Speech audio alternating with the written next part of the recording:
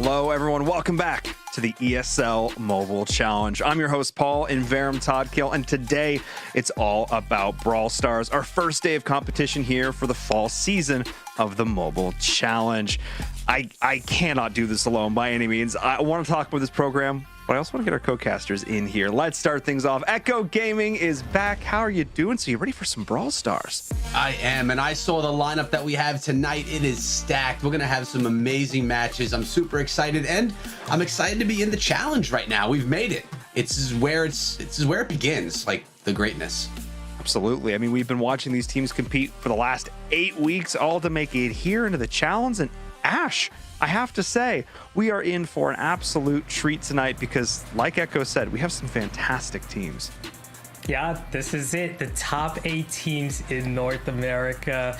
It's going to be a lot of fun, lots of action. New meta, of course. New balance changes recently. We got Brock hitting like a big change. Man, lots of exciting things to unfold here. Absolutely. Absolutely. There's so much going on tonight. I cannot wait to get into it. But if you're just joining us, well, you're tuning in at a great time, I must say. But if you're not 100% familiar with what the ESL Mobile Challenge is all about, let's take a look. This is the ESL Mobile Challenge. Over the last few months, players have been competing in 2 stages of open play, climbing the ladders each month for their chance to make it to the play-ins. In the play-ins, these top teams fought it out, and the best have made it here, to the ESL Mobile Challenge. Here, they will compete against each other each week, testing their skills, their communication, and their teamwork, all to determine who deserves to advance to the finals. It is at these finals where we will crown one team the best in their region and the ESL Mobile Challenge champions. I mean, that's what it's all about. It's all about taking that next step in the competitive journey for teams that are already up there near the top, continue to solidify their place. And for those teams who are on the cusp, it's that opportunity to take that next step forward. Echo, which is so cool to see because we have some returning faces, but some new faces too. Yeah, we do, and that's the great thing about the ESL Mobile Open, the ESL Mobile Challenge. Every single time, no matter if it's Clash of Clans, PUBG Mobile, Brawl Stars, it's always teams that are different with some of the new. And speaking of, we have our leaderboard right here. A few things to note. odoto and Know You Esports were the first ones to qualify in their respective rounds, so they qualified first. To join them, we have VatraGaming, Stamina Esports, Revenge Tour, Losers, Evil Space, and VatraGaming Gold, who used to be called Go2B. You're gonna have to help me on that one. You're gonna have to help me. Go2BGBG. I knew it, but now it faded. But yes, they were acquired, so that is really exciting. Ash, take us through the matches here. Which ones are you looking forward to? Oh boy, we're gonna start off with a thriller. odoto versus VatraGaming. Come on, the #1 seed versus, a team most would call the best in North America, VatraGaming. Oh, that's gonna be great. Then we've got Stamina versus VatraGaming, which is also gonna be great. I'm hoping Vatra comes in with the revenge, because last time they got swept by Stamina in the play-ins. Then you got Know You Esports versus Losers, another great solid matchup. Yeah, I think across the also can we give props to whoever came up with Know You Esports logo? That's sick. Just turn that on its head. Just uno reverso. No, I think that's absolutely fantastic. And I have to agree. I think this first matchup is going to be so exciting because we didn't actually get to see odoto play in that first ladder finals, that qualifier round, because they qualified by being the #1 seed in their ladder, which is cool because obviously VatraGaming, they have to be one of the favorites to win this whole thing. So we'll see if they're going to live up to the legacy or if odoto, Ash, is going to show us why they were that #1 spot as we take a look at these bans. Yeah, for sure. Man, look at that. Tribe banning Buzz and Ash. No surprise there. These two brawlers, the most banned brawlers in competitive right now. And then on odoto side, you got Byron and Grip being banned. Byron, one of the key healers in the game. With him gone, possibly, we might see Poco in action a lot. Man, I really want to see Ash played at some point in time. He's banned every single time. But in Verum, we have the two teams right here, starting off with Tribe.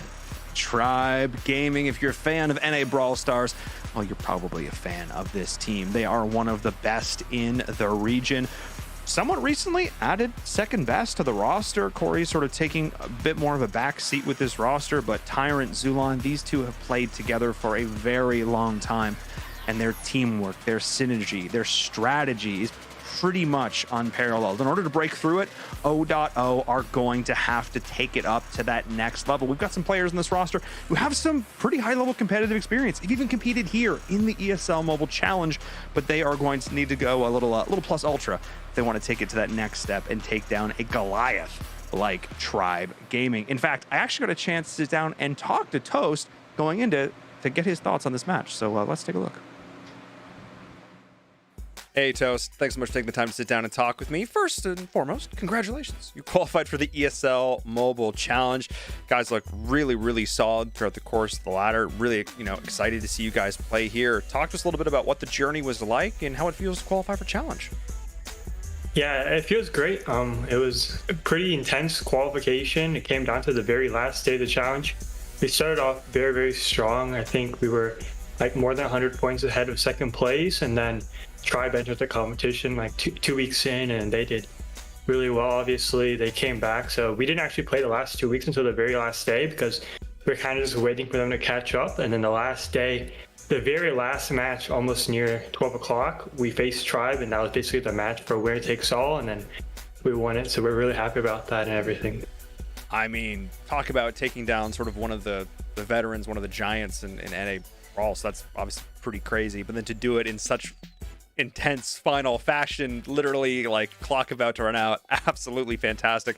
And it's fun because that's actually the matchup that we have in store for us this coming week, which is obviously really cool. Get to see that rematch. Talk to us a little about what the thought process is like going into this. You faced them before, you know you can win. Does that add additional pressure or take pressure away? I mean, we faced them a lot recently. The past 2 months have just been basically us versus Tribe in every single tournament. I know STM is also another top team, but for some reason, we just keep getting Tribe every single tournament. So, I mean, we played them a lot. We know what to expect from them. They're obviously a great team. You know, the way they play together, and just all of them individually is all great players. So we know they'll have really good comps. They'll be well prepared. So we just have to play our best and can't make any mistakes if we want to win. I mean, in this level of play, pretty much with any of the 8 teams that have qualified, and I think a lot of those statements hold true, but I have to say this is one in particular I'm really excited to see. Again, especially, new brawler in the mix, coming in with Ash. Finally got to maybe get to see a little play. Maybe won't be banned. Who knows? We'll see. I'm excited to see what you guys all bring to the table. So best of luck in your matches. Thank you so much. Appreciate it. No, definitely banned. No, it wasn't going to happen. But it was a while since I actually recorded that interview, and I forgot that they had played each other before. It was actually coming down to those two teams, the final match, the last match of the night, going to that last qualifier, and odoto beat them to get that #1 spot. So that keeps things interesting. It makes things a little bit more interesting for sure. I mean, honestly, we're starting off tonight with one of the most anticipated matchups that we could expect. So, I mean, what better way than to kick off the night really, really strong? I'm hoping that we have. I hope it lives up to what we're expecting. And I mean, in that interview with Toast, he did a nice job. I love when someone really just comes through, shows that respect, but with confidence as well. I think it was well done.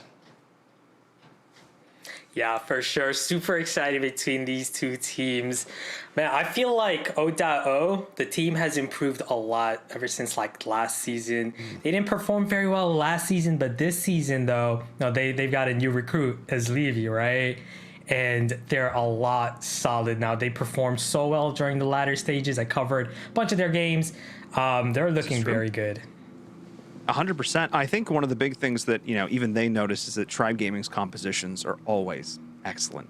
They're always coming into this, having done their prep, having done their research. No ban is accidental. They know their matchups. They know what they want to be running in their lanes. They know these maps. They know a lot. But at the same time, I feel like odoto is also stepping up in terms of their team play. And I think that'll be a really, really fun matchup here. Even those few clips that we got to see during that interview, I'm constantly reminded by just how good odoto's raw mechanics and movement are as well, knowing exactly how far they can push their brawlers in order to get away with some of these ridiculous outplays that we've seen in some of these past matchups.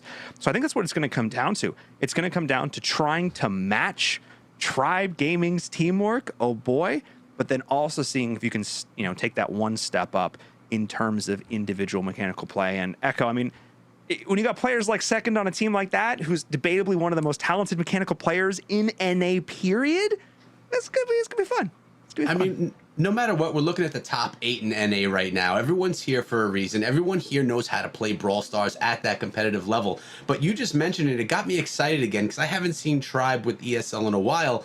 How they choose their brawler compositions in between each of the rounds, like just really thinking it out and planning and just coming through with something that you may not be expecting. And it seems like they nail it every time.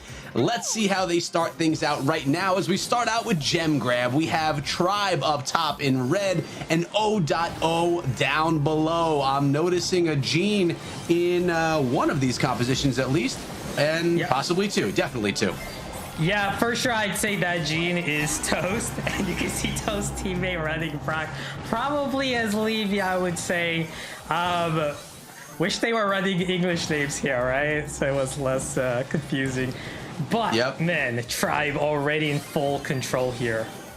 Yes, they are holding down that middle, and you could guarantee that I will not be calling them by their names, but by their brawler names, because I cannot read what it says over their heads, but that is okay. We can see Toast. And yeah, you mentioned it right here. We do have Tribe holding down mid pretty good. Second doing a nice job with Spike, and Zulon, El King Zulon, that is, holding it down really nicely, being the primary gem carrier. Yeah, you can just see how conservative Toast is here with his pull, using it as a way to just keep the enemy back, playing it very smart, not getting within the range of Zulon, of course, because, if you get pulled, either of these Genes get pulled, it could be game over. So both teams very careful right now. I love what Amber's doing on the left side, putting that puddle over there, keeping Tyrant away from that left area, zoning them towards the middle. Maybe that'll make it easier for Toast to get a nice pull. Oh, as I say that, Zulon with the pull to take Amber, 3v2, and then they take out Toast, getting all the gems, well, not all the gems, enough gems to start the countdown. Yeah, now it's time to just hold down middle, protect yourself though. I like how they don't right away retreat to the back. If you do that, you could find yourself cornered, but it looks like Zulon is going to be safe with the pull right there. Nice way to finish things off with round 1 going to Tribe Gaming. Looking really good right there. I think they look solid. Yeah, the moment that Ember got pulled, Tribe went all in, super aggressive. You can see it. They were planning that Tyrant as a Leon right next to Zulon, who's the Gene, right?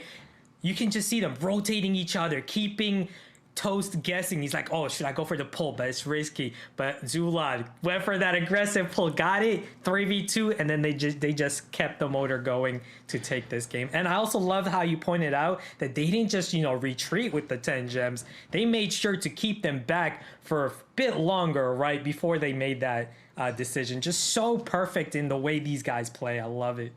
Yeah, I mean, it was done well. I always retreat right away, and then I find myself losing all my gems at my spawn. It never works. So hold down the middle a little bit, 5 or so seconds, then retreat, and you don't find yourself back up against the wall. You're able to still retreat because there's more space because of the time. I think it went really well. What I really liked, though, was the holding of the Gene Super. It just kind of keeps your opponents back, knowing that you have the ability to pull. So don't overuse it. Kind of hold on to a little bit. Everyone knows that you have it, waiting for that moment, and it's going to make people be a little bit more nervous. So I think it was played really well. Yeah, exactly. After, like a few months ago, Gene got a nerf to his super. It requires 4 hits to get his super now. So you got to be a lot more careful. It takes a while to get that super. Oh, look at that. Toast running Poco with Mortis and Rosa as his teammates. I love it. Double aggro brawlers with Poco is extremely powerful in this meta. Yes, I agree. And again, look at this. We have Tribe again with Leon. I wasn't expecting to see much Leon.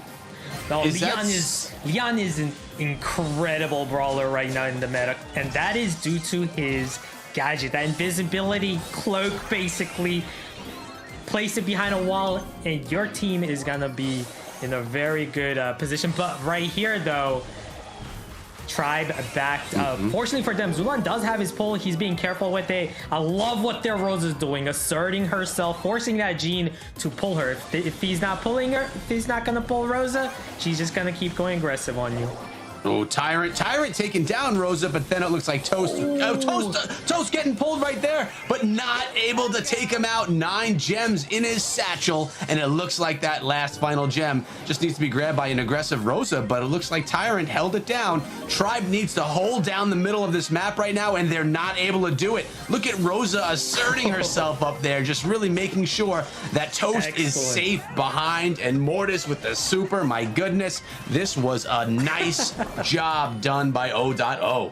Excellent, man. I love it. Mortis played that perfectly as the job to just, constantly distract, be aggressive, and, get multi. He got so many kills as a Mortis, constantly changing his super there. And then the same thing with Rosa, just asserting herself. Both of them played perfectly, keeping themselves in front of Poco so the Jean doesn't get an easy pull on them, right? Yeah, well. So now Zulan did get that sneaky pull. Unfortunately, just did not have enough ammo at that point to finish off the job.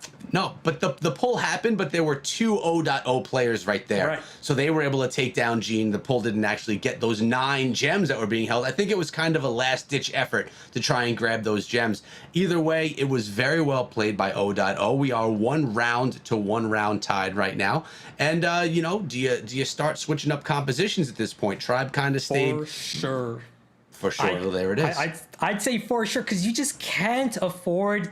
odoto running the same comp again twice, right? You just can't afford that. You can't run Brock again. He's so weak. Brock is one of the strongest brawlers in the meta, but he's so weak to Poco double tank that you gotta replace him. Maybe go with something like Ems. Ems could don't go with Ems against Mortis. That's not a good idea. Okay, maybe Spike, maybe Colette. Colette would have been great against Poco, Rosa, Mortis. You got options, Maybe, if you could even go Shelly these days. Shelly with the Jean pull, man, you can deal with Poco double tank pretty easily that way as well. So you got options. I mean, odds are we're not going to see Shelly, although it would be really cool to see. I doubt we will, but so you don't think that Mortis, you think she's perfect? She's a perfect counter to that comp. Mortis? But are they going to play Mortis again? Well, let's find out. Let's find out how they play it again this time. We got a Spike. And, okay. All right. So, no Shelly. But look at this. Max being played. You have Tara. Okay. Things have changed up on both sides. Yeah, you can see for sure how they added that Spike. Mainly because, they were intimidated that they might face Poco double tank again. Yep. But not this time around. And also, this time around, starting out, Tribe has good control at this point of the center. Now, they are down in gems, but we already know that this is all about control. This is a game of control. Who can hold down the center of this map? That's the team that usually is going to be able to win. Unless if you get all your gems stolen at the very end. And, second, trying to take down Max. I'm actually very concerned for odoto because they have no counter against this Jean here. Now Max could get her super, speed your teammate up, get up close, there it is. But they're just gonna get pulled. They're just gonna get constantly pulled by the Jean. It's too dangerous, and as you can see, Toast having a really difficult time with his Max. So maybe not the play here to go with the Max as your mid, especially with this composition. Well, if you make a mistake or if the comp doesn't work, you come back in the next round and you change things up, or at least that's what you're supposed to do. But right now, Max is getting a little risky here. Holding 5 gems, almost being taken down right there. Zulan holding the majority with his Jean, making that 8. 1 more gem, and it's going to be Tribe with the countdown. And here they go again. Holding down the middle. Look at Tyrant. Look at Tyrant even going in there aggressive as well. Holding plenty of space to retreat. And this looks like a safe win right here this round for Tribe. Yeah, Tribe just trapped them the entire game. Did not let them make that push right the entire game. Tribe was in control over the mid. Sure, Toasted, a good job picking a few gems up, but he had absolutely no way to regain control. That speed support didn't really help his teammates much because he just didn't have the pull from his Terra that he needed, or, a team teammate to win his or her lane. Yeah, I understand, and you broke it down well. Let's see what Inverum thinks of that so far. Inverum, why don't you come on back? What do you think? How'd that set go? Honestly, kind of how I expected. It was pretty even. It was pretty back and forth from both of those teams. Both showed that when a team comes in with a much stronger composition, they're able to just absolutely wreck it. They know their win conditions. They know what lanes they win. They know what they need to do in order to execute on the comp itself. So I think the question is going to become, can one of these teams get a win in a matchup that's not favorable for them? Can they just muscle their way through a better comp, a better time? Because I think that's what's going to have to come down to here, because you're not going to get, your favorable comp every single time. Tribe is going to try and do it as much as humanly possible here, and that's one of the win conditions that we identified before even going into it. How I think they're relatively evenly matched in terms of team play and even potentially individual skill. So it's going to come down to who can out-comp their opponents, and it felt like Tribe, other than that second round, really did that there. And I also appreciate odoto coming in, spelling their names out in katakana so we couldn't read them. Great job, guys. That'll be exciting. Toast's teammate is Levy, just for those additional context for you guys at home watching, wanting to follow along, making our casters, it's just their names in Japanese. So, thanks, guys. We appreciate that. No, either way, I think that's a great opening round, Echo. That's kind of what we expected, but at the same time, when Tribe had the comp advantage, they looked, I don't know what you do against that. I agree. And, we've seen this happen with different teams throughout all of these events. A lot of times when you take another team, your opponent, off guard with some type of a tank composition, they're not ready for it, and then you'll be able to dominate. And it happened once. Tribe figured out how they wanted to prepare for it, and they were able to control. But, I mean, the double tank comp, it just seems like when you get people off guard, it doesn't matter who they are, you have some type of an advantage, but it doesn't mean that it's going to work every time or that you can't prepare for it if you're expecting it. So when we were looking at more traditional comps, it seemed that Tribe had the advantage. Yeah, I was kind of disappointed with odoto's third comp decision right there. The Max, Terra, Sandy, right? You know that the enemy team, Tribe is going to choose a comp that's suitable against Poke with double tank. So I would have liked to see them run something different. Anyways, here we go. Brawl Ball time. Yes, on center stage, and the ball sits center stage as we have Brock opening up a bit of wall nice and early. Compositions here, look at that Ems. Ems could do a lot. Tribe is going to quick goal for Tribe. Oh. Wow. Yeah, it made Brawl Ball look like an easy thing. It doesn't look that easy when I play for sure, but let's see if Tribe can get another one in that goal really quickly and really end this round fast. We'll have to see. Looks like it's a 2-on-1 right now. Ooh. Brock hitting every single shot right there, man. The new Brock with the larger attack radius.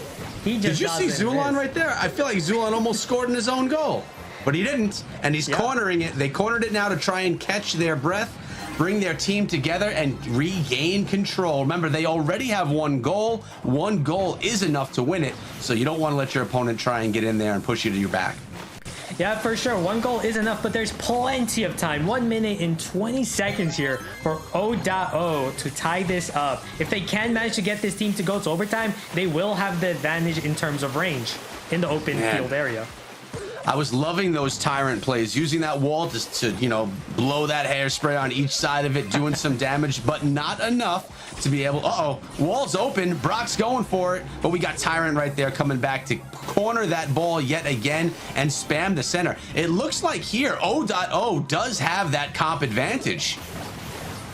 Yeah, they are doing a great job getting control, but Brock is not going to be able to score. Tyrant again going to corner it. Wow. Oh my goodness, a cycle here between odoto and then Tribe constantly defending.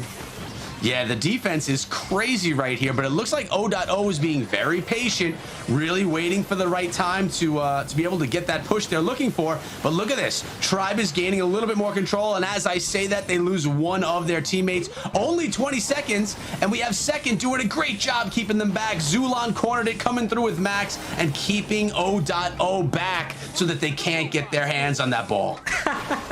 For like 2 minutes straight, Tribe just cornered this ball to oblivion, taking it 1-0 with an assertive early play by Tyrant to score.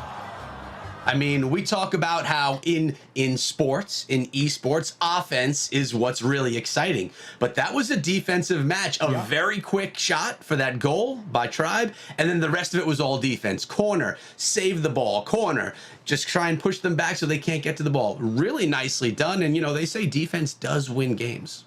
Definitely. I felt like O.O, maybe they were rushing a little too much there. You know, they had plenty of time. Remember, 1 minute, 20 seconds. But every time they got close to the goal, kind of went all in trying to tie it in, when maybe it would have been better to take it a little slower. And then when you have the opportune moment, go for the goal. Because remember, if you could have tied this up, you do have the advantage in overtime in the open field area. Curveball Spike is really strong. Brock in open area, really strong. Right, Stu as well against Ams, Sandy.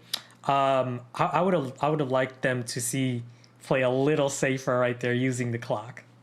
So you're saying that they were a little bit too aggressive, O.O? Yeah, too hasty right there. Remember when the ball was cornered? They went all in there. Everyone was super close to the goal line.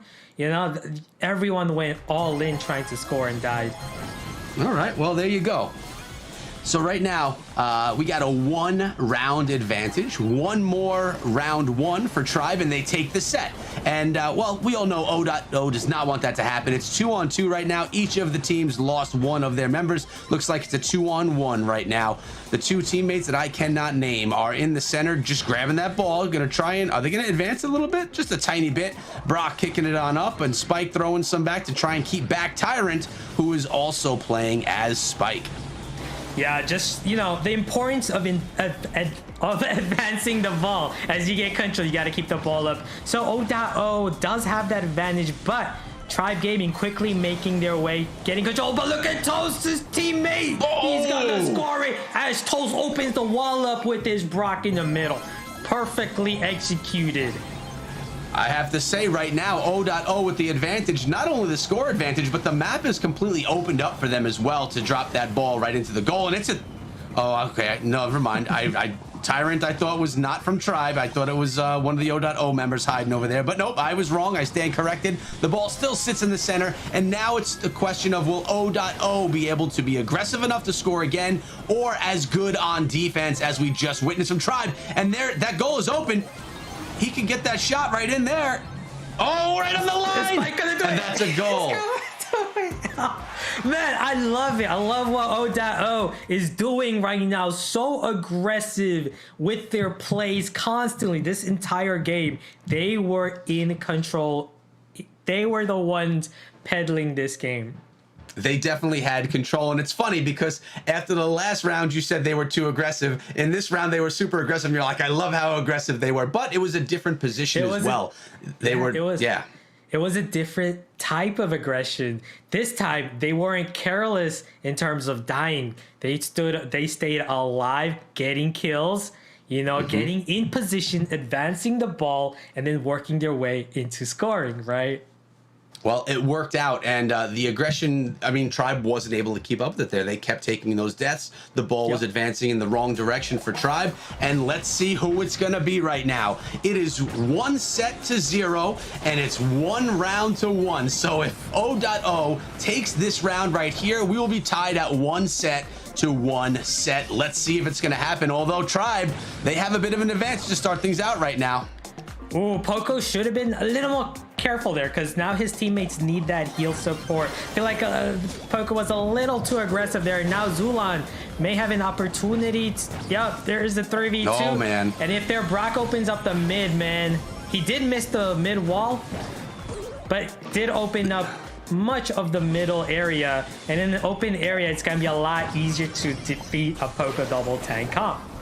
Yeah, is this the exact same comp that they won in it is, right? So they must feel comfortable with this composition, at least comfortable enough that they could take down Tribe here. Let's see if they can, though. Tyrant's doing a nice job keeping back that Rosa, keeping Rosa in check, but Mortis going in for the goal! Nice play by Mortis. Probably Fade right there. We all know Fade is a great Mortis player. Well, that was a sneaky play as well. I barely even saw Mortis running his way up the left-hand side. Check it out. But he got it done. Toast is taking it up now as well. Trying to move it up. Gonna pass it to Rosa. In for the goal. And that's a set one for odoto. Evening out the evening so far as we have 1 set to 1 set. Man, what a turn of events. Tribe was in control, and then they lost it. I love the Mortis pick right there. Who was the MVP of this game? Went full aggro, constantly distracting, getting kills, allowing his teammates to move up and score. Awesome. That was awesome. Let's bring back in Varum and see what he thinks of that. I mean, that was when they play that comp. Tribe can't stop that comp, it seems. They also just messed up. They also just tunnel visioned on getting that kill on the Rosa like way too hard, and that allowed. So it's Toast on the Mortis. It was as Levy on the Poco, and then it was Fade playing that Rosa. Starting things out, I mean, Tribe looked really, really solid. I think they looked really good, but I think you definitely touched on something there, Echo. It definitely feels like Tribe Gaming doesn't necessarily have a great answer to this double tank Poco composition. I think odoto just played it extremely well. I mean, Tribe Gaming put on one of the best defensive showings we've seen in any ESL Mobile Challenge right there in that round. They 100% deserved that victory there, but I just have to give so many props to the side of odoto for sticking to their guns, coming back with a composition they know they can execute, and capitalizing on the slightest lapse of judgment that we saw from Tribe. We never see Tribe tunnel visioning like this, and it cost them. Look at this. They were so focused on getting that kill, they just let Toast run up and get the goal. Ash, that shouldn't happen. Definitely. You know what I think? Now that odoto has been winning with this Poco Mortis Rosa comp, it gives them a huge advantage right now going forward against Tribe, because now Tribe has in the back of their head like, oh, when are they gonna roll out this comp? We gotta have tank counters, and how many tank counters are gonna add, right? And that could be detrimental to your overall, composition. What if odoto decide not to run the comp, right? You never know. That's a great point. So now it's playing mind games with how Tribe prepares their compositions, just knowing that each time that comp came, that Rosa Poca comp came out, that they weren't able to stop it. Great point. And I agree, in Varum. I was even so focused on them taking down that Rosa that I didn't even see the Mortis slipping up the side. So great distraction. 100%. Just really, really good team play overall. And again, these two teams have been at each other's throats across multiple competitions for the last couple months, frankly. So they've played each other quite a bit. They know what's going on. And here in this competition, I definitely feel like the mind games are a factor because they have that historical reference to pull from. They know exactly what these players are capable of, which means the pool of brawlers suddenly just opens up exponentially more. Yep. And to your point, Ash, that threat will be looming over their head the whole time. We'll see if Tribe can rally back as we get into our third set here. We're tied up 1-1. Who can take it up 2-1? Yeah, and we're hopping in on Siege Factory Rush, and I've seen Tribe do crazy things on Siege before. Let's see if they do it again, but check it out. We got a Frank down here for odoto as they're down below in blue. Yeah, looks like we have triple aggro composition by odoto, which is a very, very dangerous comp, especially if you can continue to get pushes like this. And not only that, look at Frank. He's got his super. He can open up the mid wall if he wants to. And it's going to make it easier for his team to make that path towards the Ike. He's going to blast it over here and stun the Ike. That's going to be massive. It's going to give them a massive lead in terms of damage. Maybe they're going to go all in. Yes, I think they're going all in right here. My God, there's only 14%. Are they going to finish it? Wow. Frank taking it. Unbelievable. One push with the first bot taking it down. They are riding that wave with Tribe on their heels. They just ride that aggression wave and they pulled it in. That was crazy. I've never seen Tribe bleed like this in a game where they just lost first, 20 seconds of this game. First push, completely mauled right there by this aggressive Frank Daryl Mortis comp. But you said it was dangerous. So explain to us, why is that comp dangerous? It seems so powerful. They were able to grab the bolts. They were able to then push behind the siege bot. Why is it dangerous? I'd say mainly because of, the lack of range. You don't have much range. So it's important for you to get the first push Otherwise, you're gonna be forced on defense, and we all know Mortis is like the worst brawler to defend in Siege with. True. So you don't want to be in a defensive end, and then you don't want to get spawn trapped by a comp like that. Ooh, and look at this. Second is playing Mortis as well. We're gonna have to see who plays Mortis better here. Zulon coming through with Spike, maybe to try and counter a little bit of tankage there. Let's see. It looks like Tribe has an early advantage on kills, but yeah, actually they took down the whole team. Look at Tyrant early opening up of that wall. First bot's gonna be coming through for Tribe. They're not gonna be able to do that kind of damage though that we just saw odoto do. Yeah, and we talked about how like first push is so important when you're using Mortis, and that's because of like, you know, the defense, right? You can't, but look at what that Mortis is doing. He went directly at Tyrant. This is exactly what you gotta do. If you're a Mortis, you don't go for after the bot. You go for the brawlers behind it. Still very difficult to defend that. 41% damage by Tribe in the first push, and they have control, have the ball lead. If they can maintain it, they could finish it in the next push. Yeah, they totally could. And they have solid control of the map right now. Sitting with three bolts, although make that 4, but they do have that control of mid. Although they don't have a massive bolt lead, they do have the lead enough to get that second push, which, as you mentioned, could very well be the final push. Yeah, you can just see Second constantly outplaying the opposing Mortis. As I say that he dies that time, but it doesn't really matter being a Mortis. You know, you're not gonna be assisting too much on offense. So it's gonna be huge. Look at what Golden Mortis is doing here. Waiting at the back here, preventing the enemy, right? Preventing that Brock and Spike from making their way forward. Otherwise, it could have been game over for odoto. And now for odoto, they definitely have a big chance to win this. All they gotta do right now is get this push. They need the final push, and they need at least 73% to win it. Yeah, and that's quite doable as well, especially with that Amber, I feel. But look at this. It looks like, it's tied up on bolts right now, Ash. And I do see Mortis over on odoto grabbing one right there. We got Spike about to grab one that spawned. Able to grab it? Nope, they're not gonna get it. No, Tribe gets the bot. Get it. That's it. This is it for Tribe.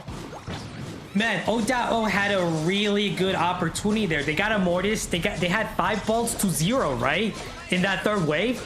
And then Tribe, guess what? Came from 0 bolt all the way to 7 to overtake it and take the final push and win it. That is insane. That was insane. That was played back. I mean, the opportunity was in front of them, 5-1. But somehow Tribe seemed to be able to just sneak around and grab enough bolts, not only to tie it or anything, but to actually get the first, second, and the third bot. Right. Well done. I mean, what's up? I feel like, you know, being the Golden Mortis and you have a 5-0 lead in bolts, why play so, like, reckless when you only needed, like, 1 or 2 bolts to get the final push, right? So just dash in, grab a bolt, dash back. No reason to go all in and, you know, suicide. I felt like that was a key misplay that prevented odoto from making that final push that they sorely needed. So again, it's another example of aggression, this time being used in a way that actually hurt them from pulling in the win right there. So maybe what we're seeing... Yeah, yep. I wouldn't call it aggression, more so careless in that situation, having a 5-0 bolt lead, right? At the end, how do you go from 5-0 to the enemy getting 7 straight bolts, right? That's not a good look, I feel like. I was trying to avoid the word careless. I was trying to be a little bit more kind, but you went and threw it out there anyways. But yes, okay. No, but you know what? Odoto's definitely coming back from this, though. Oh, yeah. I mean, when they dominate, they do it quickly and they do it really nicely. So it really comes down to this. I mean, we're 2 rounds in. It's 1 apiece. Whoever wins the next round takes the set and then is up 2 sets to 1 with, you know, a pretty good advantage when you're up 2-1. It gives you a little bit of slack there rather than having to win out everything else. So we're going to see who gets it done. Yeah, I actually really love odoto's style of play. Sure, sometimes, you know, being reckless can cost you the game, but also can win you the game. And that's what makes him so dangerous and so exciting to watch.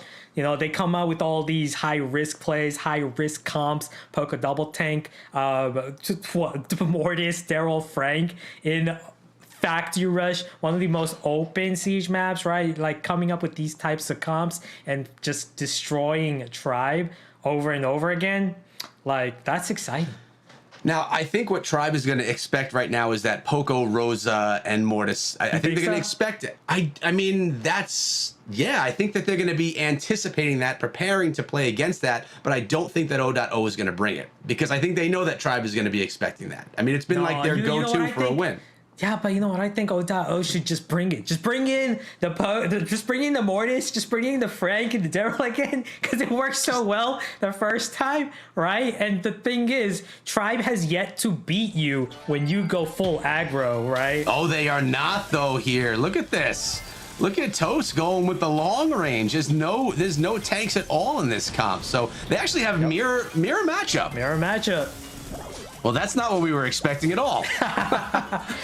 Well, look at Tribe, though. They got the upper hand here, but O.O gets the first push, which is the more critical play here. Getting that first push is huge because now it gives your team control. And even if you can't get much out of this spot, you can still hope to maintain control over the mid. Right, and that's something that we've learned. Control over the mid is more important because you got to get those bolts so that you can get those later bots throughout the match. Right, so that's one of the key things about the fundamentals of Siege. Oftentimes it's good to be aggressive so you can get the first push, not necessarily to stay alive. You can get, as you saw how Tribe, even though they got the, upper hand at the start having a 3v2, O.O is in control because they were the ones that were the aggressor to get the first push. And look at that. Is it going to be a tie? It is going to be tied. This is huge because the next push could win it. If Tribe can get control and get the final push, they can definitely turn this around. Yeah, but let's see if they're going to be able to do that. 4 bolts to 9 right now. Make that 10. O.O looking pretty strong right now, but I don't know. There's time. There's plenty of time to tie up these bolts. This is where Mortis, if you're a Mortis, you can just take this game, take the win. And right there, that's what I meant. I felt like that's a little careless of your Mortis. You have a big, you have a substantial bolt lead. As a Mortis, just play it safe. Go for bolts. Go for bolts. Pick that and dash back. Exactly. And that's what you want to do being a Mortis when you have a significant lead in Siege. As long as you do that, you're going to get the final push and you're going to win the game. And that's what we're seeing right there. They got the tie. That's all they needed. They got a significant lead, 40%. But as you saw like how Tribe Gaming was able to make such a comeback. They almost took this game had they had one more bolt, right, Echo? They almost took it. That's the key, though, right there. They did not take it. They're not able to take it. There's not going to be a bot, and it's going to be a win right here for O.O because 2 ties. Only that first bot came through, and what that means is O.O takes the set, and they're up 2 sets to 1. Keeping Tribe behind. That's not what people were. Probably an upset so far. It's still early on, but let's bring back in Varum, see what he thinks about what he's been watching. I think we were absolutely correct when we said this was going to be a sick match. I mean, the wherewithal to play that like you were ahead. There was a moment where O.O, Toast, was looking at one of those bolts and didn't pick it up, didn't overextend. Just let it tie. Just said, we don't need to go crazy. We just need to play defense. We're up in terms of percentage. It's that kind of heads-up decision-making. The kind of decision-making we see right here where you've got lethal, or you can go for the push. That's the kind of wherewithal that I'm talking about that makes these next-level teams, that makes these professional-level teams. And look, Tribe definitely rallied back. Tribe looked 100% solid. But I think O.O has been making slightly better decisions in this match. I don't necessarily think it's coming down to teamwork. I don't necessarily think it's coming down to individual skill. I think it's coming down to decision making. And so far, it feels like O.O is doing that just a little bit better, Echo. Yeah, and that's crazy because we always talk about Tribe and how well thought out and well planned and their great decision making that they always do. Yet maybe they're a little bit behind the O.O on that decision making right here. I also think it has a lot to do with the aggression that we're seeing from O.O. They're deciding that, okay, this set we're going all in. We're gonna go in there, we're gonna slam them, and we're gonna win this round. And it seems like they go into a round with that as their plan, depending on the composition that they're coming through with, at least. Yeah, definitely. And that final game was actually a mirror matchup win for them, which is absolutely huge as a confidence booster. You know, beating Tribe with the same comp, right? And then, of course, also outplaying them multiple times with tanks. Man, if you're a Tribe right now, you're in a tough position because you have multiple things to worry about. I mean, there are a lot of things to juggle, a lot of things that are happening all at once, a lot of things throwing at you, a lot of inputs that you've got to try and balance. But at this point, it's what comes down to instinct. It's the reps. It's the literal thousands of games, thousands of hours that you've put in, that you need to be able to put a lot of this other stuff aside, run that stuff on autopilot so that you can focus on communicating with your teammates and identifying how you win the video game. Because if you're Tribe Gaming right now, you're potentially staring at the prospect of losing your first match here in the challenge, your first one. We've got 4 more weeks left ahead of us, but I can't imagine there was a world that exists where Tribe Gaming was thinking they'd be down in this set at this point, just given their history. Echo, I mean, odoto is looking so solid. Yeah, I don't think there's a world where Tribe is okay with that either. You know, I don't think that they're going to be sitting back and expecting to lose this. I think that they're going to plan on coming through and winning this match, and they're going to be doing that very soon as they go into Bounty, which is always a really fun game mode for us to watch. We always seem to see some nice long-range play. Let's see if we get to see some of that right here in Varum and Ash. So let's see what we got going on here. Who is going to take that initial star? And look at that, odoto getting that blue star off the bat. Yeah, key difference here. Second with Tick, whereas odoto, not a thrower. So second should look at second, full control over the left side. But if this map opens up, it's going to be a lot easier to deal with a Tick. But then again, look at Zulan running the second star power with Ruff. So as long as he keeps his distance next to his teammates, he's just going to empower them. Yeah, and well, if he stays alive as well, right? But right here, Tyrant trying to keep back that Brock. Tyrant going down as well. Looks like Zulan is back in action. And 5 stars right now for odoto. But we've seen crazy things happen in the last 15 seconds of Bounty, and it's always an exciting time. Yeah, and this is what you don't want. You don't want to get pushed back in Bounty like this. If you're going to get pushed all the way back into your spawn, it's a potential team wipe. So right now, odoto is in a peak corner. Oh man, this is not looking very good for them. No, look at Tick just spamming out as many mines as he can, but they did not get any kills. They were able to get themselves out of that and get two more stars on top of it. That's impressive. Yeah. That is very impressive. And Tyre misses his pull. That's crazy how Tribe was unable to capitalize on the spawn trap. And wow, odoto still in a 7, make that 9-0 lead. Just popping off right now. Listen, if odoto could come right through here, and another kill right there, 2 more kills. It's good. This one looks like it's gonna go to odoto. Yeah. 10 seconds. It looks like Tribe is gonna be odoto doing exactly what they need to show dominance and pull in this entire match if they can keep this up. Jeez, 15-0 by odoto, just completely dominating them. It feels like all 3 of them are in the zone. Like all 3 of odoto right now. You could see from the first game in Gem Grab, they were a little lackadaisical. They constantly lost lanes. You remember that, right? And now what we're seeing a completely different team that's kind of like evolved so fast. And now they're just taking over against Tribe. Not a single defeat there in this set. Wow. Yeah, no one died. They all stayed alive. They got out of maybe the biggest spawn trap we've seen here. They were literally all on top of each other, and somehow no one lost. No one died. No one lost any stars. Did you see the emotes, the little BM at the end? It looks like odoto is feeling it right now. I think they're feeling confident, and it takes one more round. If they win one more round, they take out Tribe.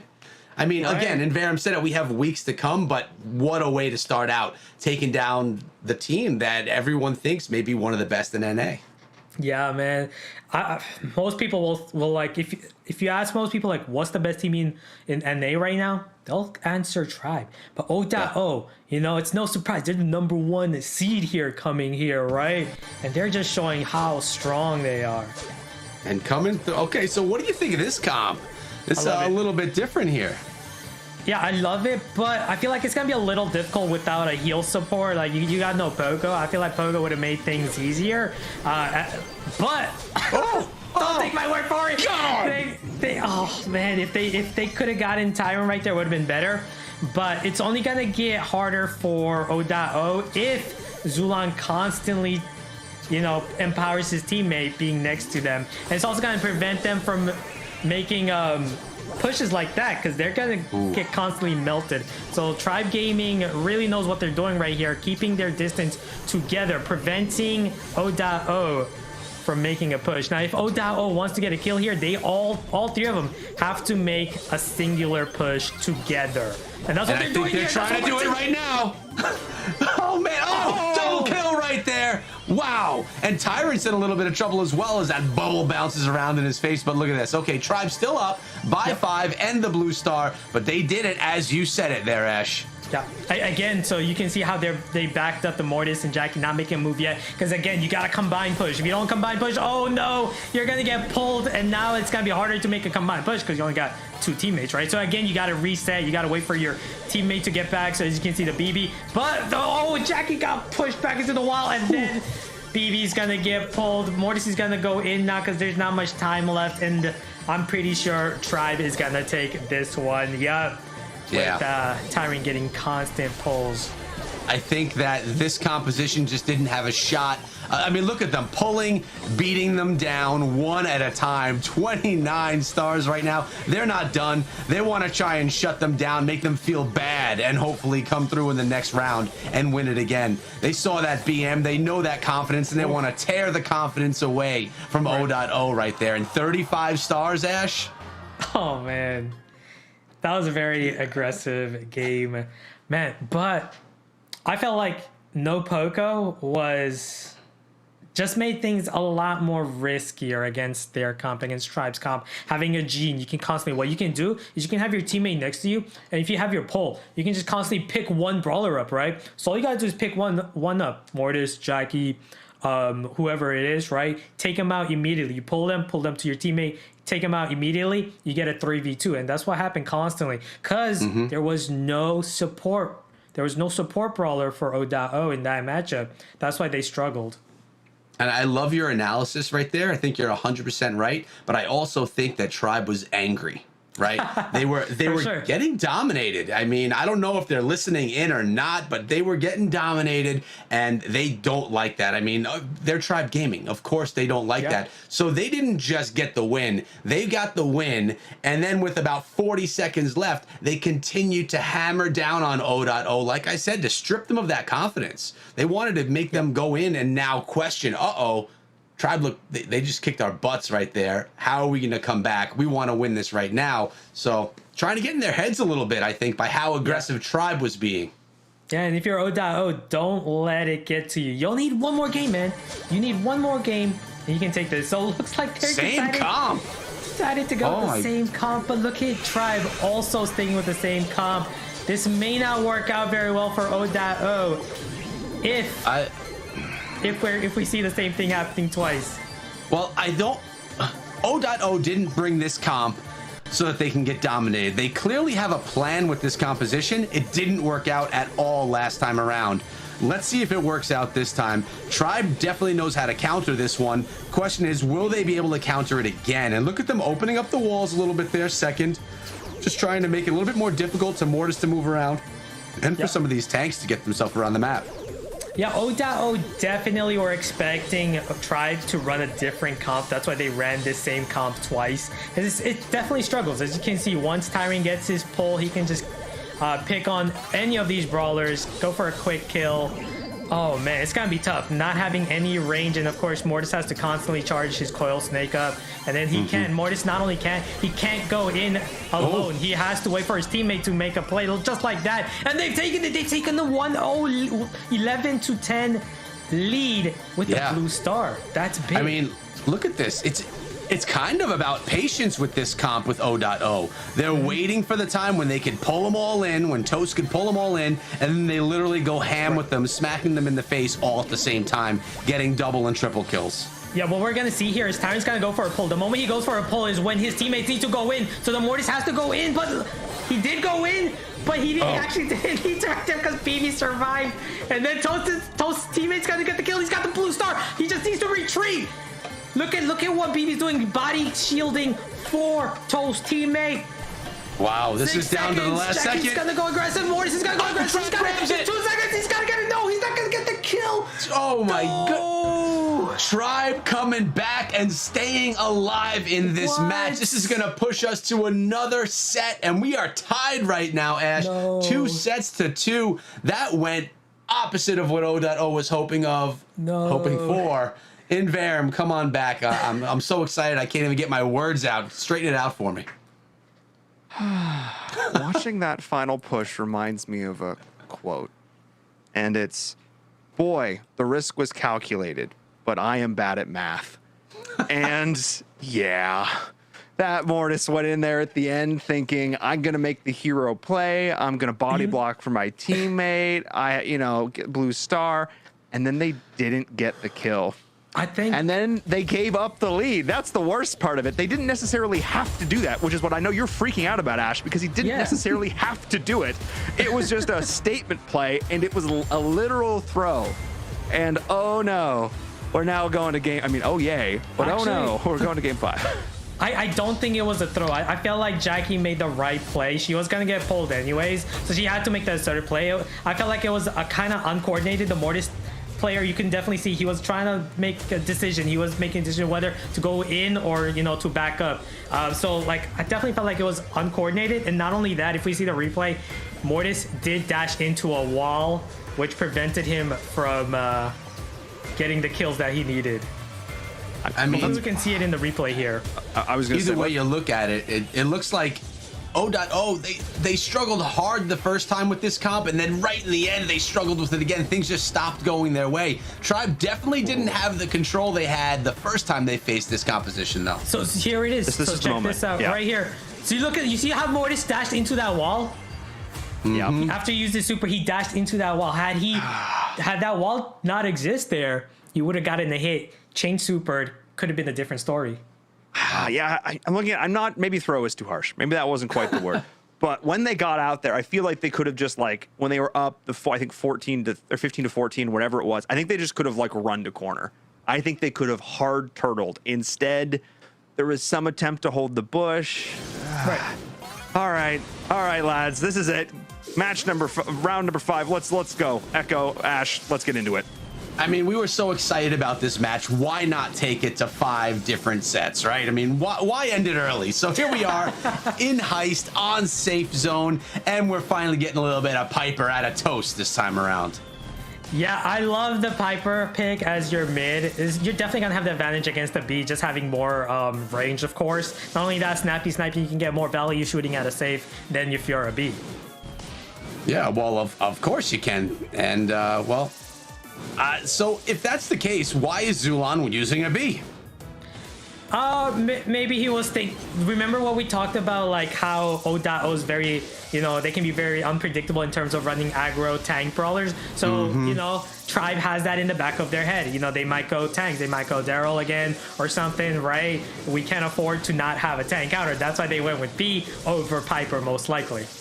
Well, I had a question and you had a perfect answer. Thank you, Ash. And right now, looks like there's a pretty good stalemate here in the middle of the map. They're just all waiting for their opportunity, waiting for a kill so they can advance themselves up, because like any other game mode, this is about positioning. And down goes, who was that? Was that second? Yes, down goes second, as Levy with the kill with his rock. And now odoto in full control. They gotta take out B though. Nice escape by Piper. I love that. He would have died to B's charge shot, so it's great use of super to stay alive. Yeah, and he didn't take down some of his protection as well. He was able to keep it up, which is really nice. And he got the kill right there.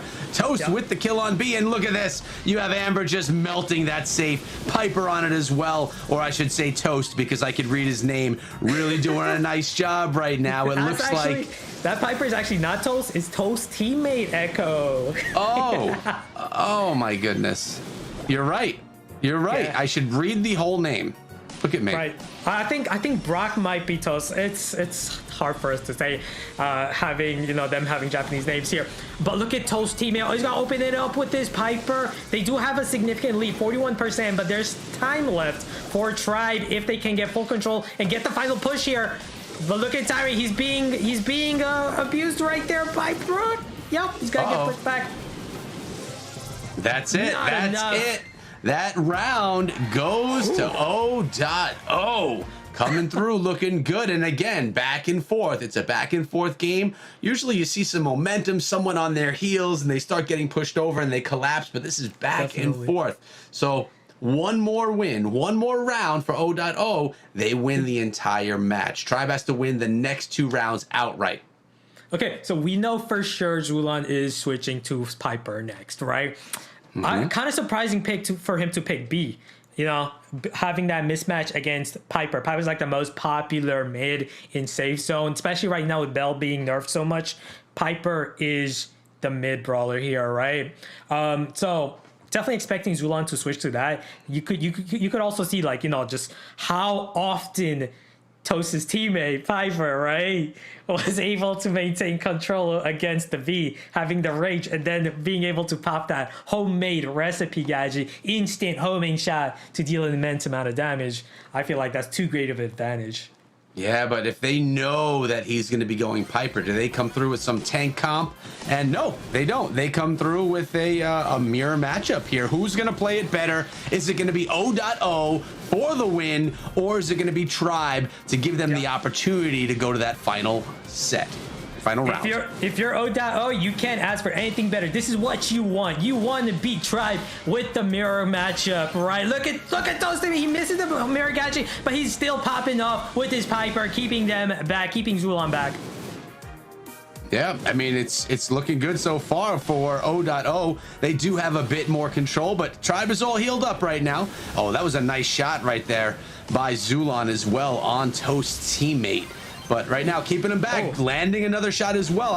Man, I love watching Zulon use Piper. Yeah, you don't want Zulon to get fired up with Piper because we know what Zulon is capable of with his Piper when he gets in the zone, right? Just does not miss.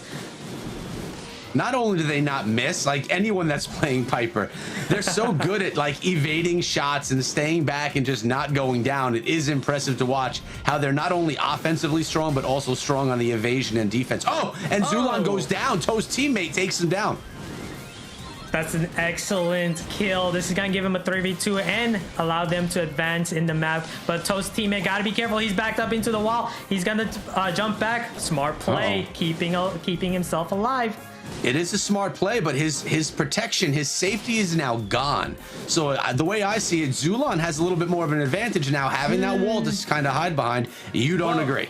You can also say that, having that wall gone, now you have more area to move around and dodge shots. So it can go either way for both teams.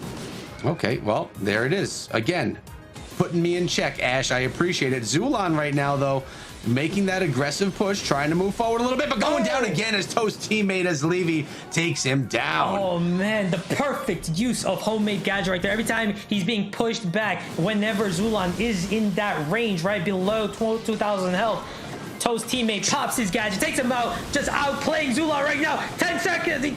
Can he get it? He just needs a couple Tribe has to go all in right now. One shot.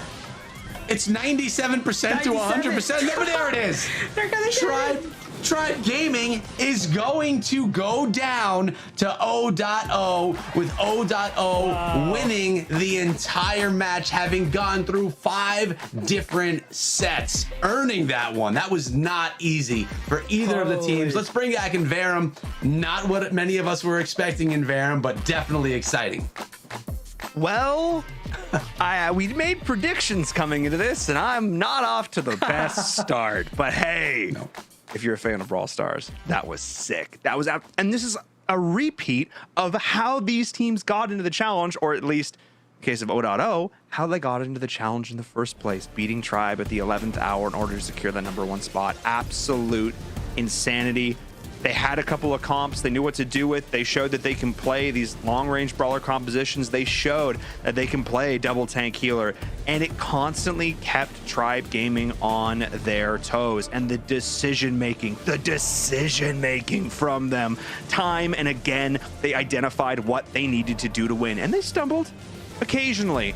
But I have to say, I'm hugely impressed. I don't necessarily think this was Tribe Gaming making a ton of mistakes. I think the odd tunnel vision here or there, I think this was really just odoto playing some absolutely fantastic Brawl Stars. Echo, what a way to start out this season of the ESL Mobile Challenge. I mean, we were expecting a great first match, but this was even better than I was even anticipating. It really went well. And although I did predict Tribe, odoto has really impressed me. Now, Tribe played fair, you know, they played pretty well throughout. In the rounds and sets that they lost, I feel like they were just outplayed by odoto, as you mentioned. And odoto, when they lost, they made some clear mistakes along the way. So not sure what that was all about, but when odoto was on, they looked crazy good and crazy aggressive, which that's how I like to play. I like the aggression. Oh, there I am. on like Ashes Faded off. out Yes. for a bit there. Yeah, man, I definitely feel like odoto definitely outplayed Tribe. They really took advantage of the comps, right?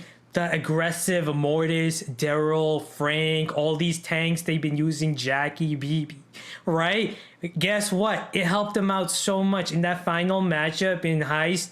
Zulan, we don't really see him go with the B. Like, he's known as a Piper, right? God, right? Like a God Piper player. And he went with the B, a mismatch against Piper. Just goes to show, you know, having just outplaying your opponent with unconventional comps can often help you big time. And I think it makes a case that when you're in doubt about what composition you should do to necessarily counter it, I mean, there's one thing to go for the objectively correct counter, and it's something to go back to a comfort pick. And I think maybe that's a thing that Tribe is going to look back on, because, wow, what a way to start things off. This is only our first match of that. We got plenty more in store for all of you out there watching in the chat. This is only the first one, so I implore you, don't leave, because we've got a lot of great Brawl Stars coming up soon. And hey, if you even want to see maybe some more stuff, we did a thing. We're on TikTok now, so maybe go follow us over on TikTok. Or like gameplay and stuff, and it's what the kids are doing. So yeah, go check it out. It'll be great. I'm not making it. It's not me. It's actual Zoomers who know what they're doing. But yes, go check us out on TikTok, and of course, we'll be back after this short break with some more Brawl Stars.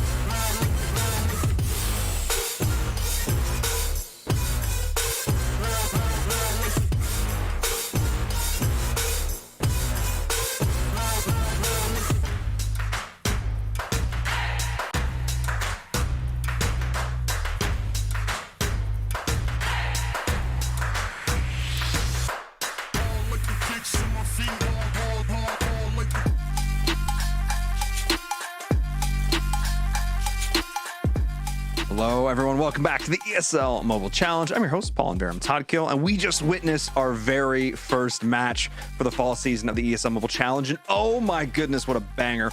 Or like an oh my goodness, because it went all 5 games, and O.O took the victory over Tribe Gaming. I've got Toast on the line to talk about that win, some unconventional compositions, and yeah, get him in here. Come on, Toast. There you are. Congratulations, you guys did it again. You took down Tribe, and you did it with some fun comps. Talk to us a little bit about that. What was the strategy, the planning like going into it? Did things exactly go how you planned? Yeah, so we didn't get the maps until like right before we played. So we didn't really plan in advance. We just kind of like, especially these maps are not competitive maps. They're just kind of like just random maps. So we didn't really know what to expect. So we went into it.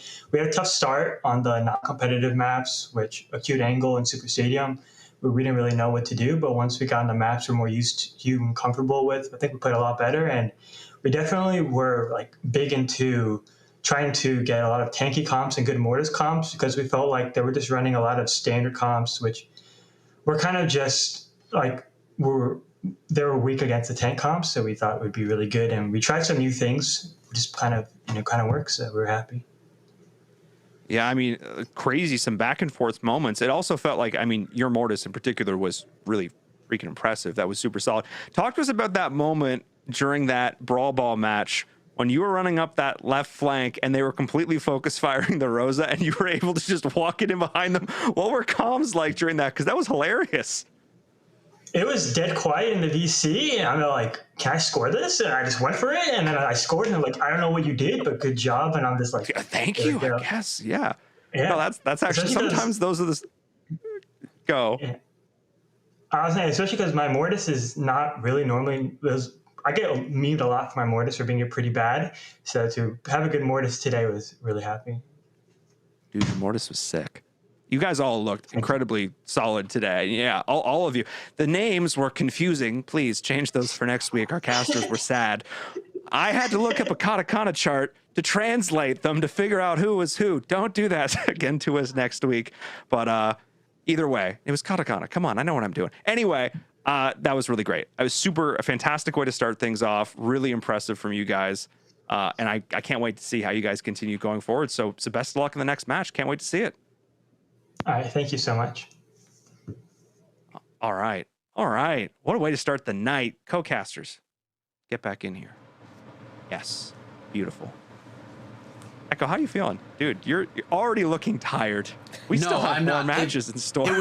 It was an itch at the wrong time. It was not a tired idol. It was like, I'll tell you. Oh my gosh. I'm impressed with Toast in the interviews. I really enjoy listening to him in the interview. They sounded like he really understood what he was talking about. He was talking about angles and stuff. I don't know. He sounded really good and confident that they would be able to take down Tribe, which says a lot for a team to have that confidence against a team like Tribe. Yeah, for sure. Like, he wasn't like, answering your question, he wasn't surprised he beat that team, right? No. Like, you can just see it in his face. Like, yeah, we knew that we could. We know we're that good, and we're here to win it all. 100%. And we'll see if the next two teams are going to come into it with as much confidence, gusto, bravado, as we take a look at our schedule here. Echo, Stamina versus VatraGaming Gold, formerly called to BGBG. They were picked up over to the VatraGaming squad going into this. No, you losers, Vatra. Oh my God, Echo, this is going to be a heck of a lot of fun. Yeah, I mean, there's not a bad match here tonight. All of these are going to be extremely exciting. We've seen crazy things in seasons past from Stamina Esports, so I'm really looking forward to seeing what they are going to be able to bring. And lucky for us, we're about to see that one next, because again, they are taking on VatraGaming Gold. Ash, you're banned again, man. Always, man. Ash is always banned. No surprise there again. And Buzz also banned again. Mortis banned by Vatra. Interesting ban.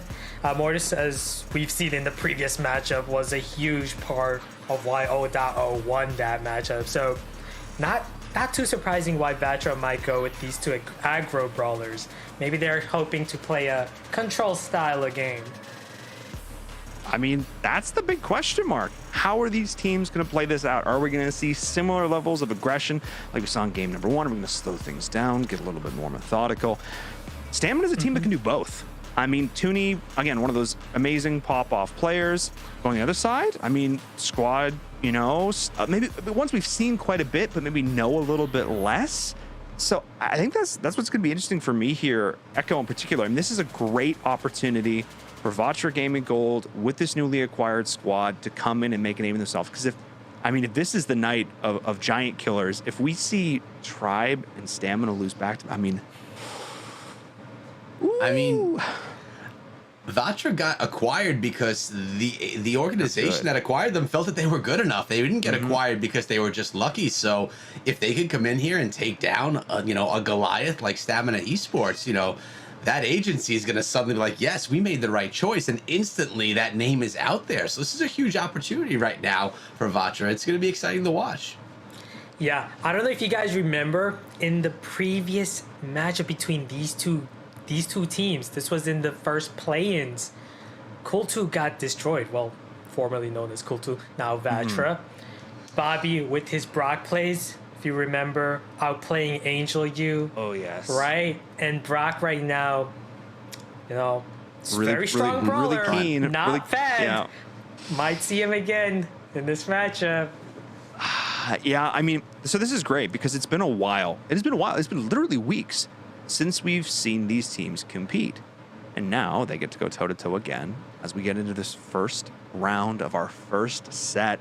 I'm particularly excited to see what these squads can do. We are right into the action. I'm going to be quiet. Echo, let's go. Yeah, in here with Brawl Ball. And look, I love this Edgar play. I love Edgar. He's my favorite brawler, and I like seeing him in action. Coming right on up, we have Stamina Esports coming in strong. Going to be shooting that goal for the quick one right there. Stamina up 1-0 in the first minute of Brawl Ball. But I heard a light prediction out of you there, Ash, talking about Brock. I heard that. I mean, it was definitely a light prediction, but it was one. And again, there's names I can't read. Come on. I love what Stamina's doing here. You never see Stamina run comps like this before. Well, in our previous games where we casted them, right? Like, we never see them running tanks and aggro brawlers like Edgar. So I like this new and evolved Stamina as Vatra, able to kick it in with the Jackie being stunned by Sandy's second gadget. Oh man, I thought that was going to be rolling on in there, but no. It looks like Edgar was able to save that, so here we go, coming on up. This is a little bit of aggressive on both sides, making their way up. Stamina Esports moving the ball towards the goal. Oh, jumping right on in, but getting crushed. Instant melt, wow. He That jumped in. did not go to plan. Oh, that's funny. But check this out, check this out. Oh, almost nice save right there. That was an excellent save right there. And now Vatra in control, doing a much better job keeping these guys back. That quick early goal by Stamina might have caught them off guard, but now it looks like Vatra, they look composed, but BB's surviving with just 9 health. Wow, okay, now Stamina has a 3-on-1. They're going to be able to advance this ball up a little bit. Jumping on in again, trying it again, going down, but getting the kill as well. The ball is being advanced right now. Nice passing and walk it right in. That's going to be Stamina Esports with round 1. 1-0 Stamina with that quick, well, I shouldn't say quick win because it wasn't, but with the first win. First win, yeah. That was great. That time, Edgar jumping in, barely got it, right? Got the spike kill, and that was huge because it allowed his team to push up. If you take out the spike, that's the biggest counter to your tanks, right? To your BB with bank stance, to your Jackie. So eliminate the spike with your Edgar, opens door for an easy push forward. And that's what we saw right there by Stamina at the end to be able to get through their defense and score. Why is Edgar not more popular? He auto charges his super. He charges his super from strikes as well. You can just chain supers together. I don't know. I love him. I mean, you saw in this game how, like, remember when he jumped in and just instantly melted? Yeah. That's what it is. He's risky. He's great when it works out, but it can sometimes backfire. And because he jumped in and died, it gave Vatra an opportunity to push forward and score, right? That's the risk you have to pay when you're playing Edgar. What I'm hearing you say is you're calling out to Supercell for a slight Edgar buff in HP. A slight buff. Don't buff Edgar. I would love it. No. I'm not a big fan of Edgar because of, how he gets his free supers. You just sit around, get your super, and then you just jump in and you get a kill. Like, certain brawlers have no chance of survival against Edgar. Like, you imagine you're a thrower, like Sprout, Barley, or something, right? Or even like a fragile brawler, like, brawlers with low health, like Brock, Cole. Like, you get jumped by an Edgar, you have absolute no chance of, like, outplaying Edgar, right? That's the thing. I like where he is right now, being a high risk, high reward type of brawler.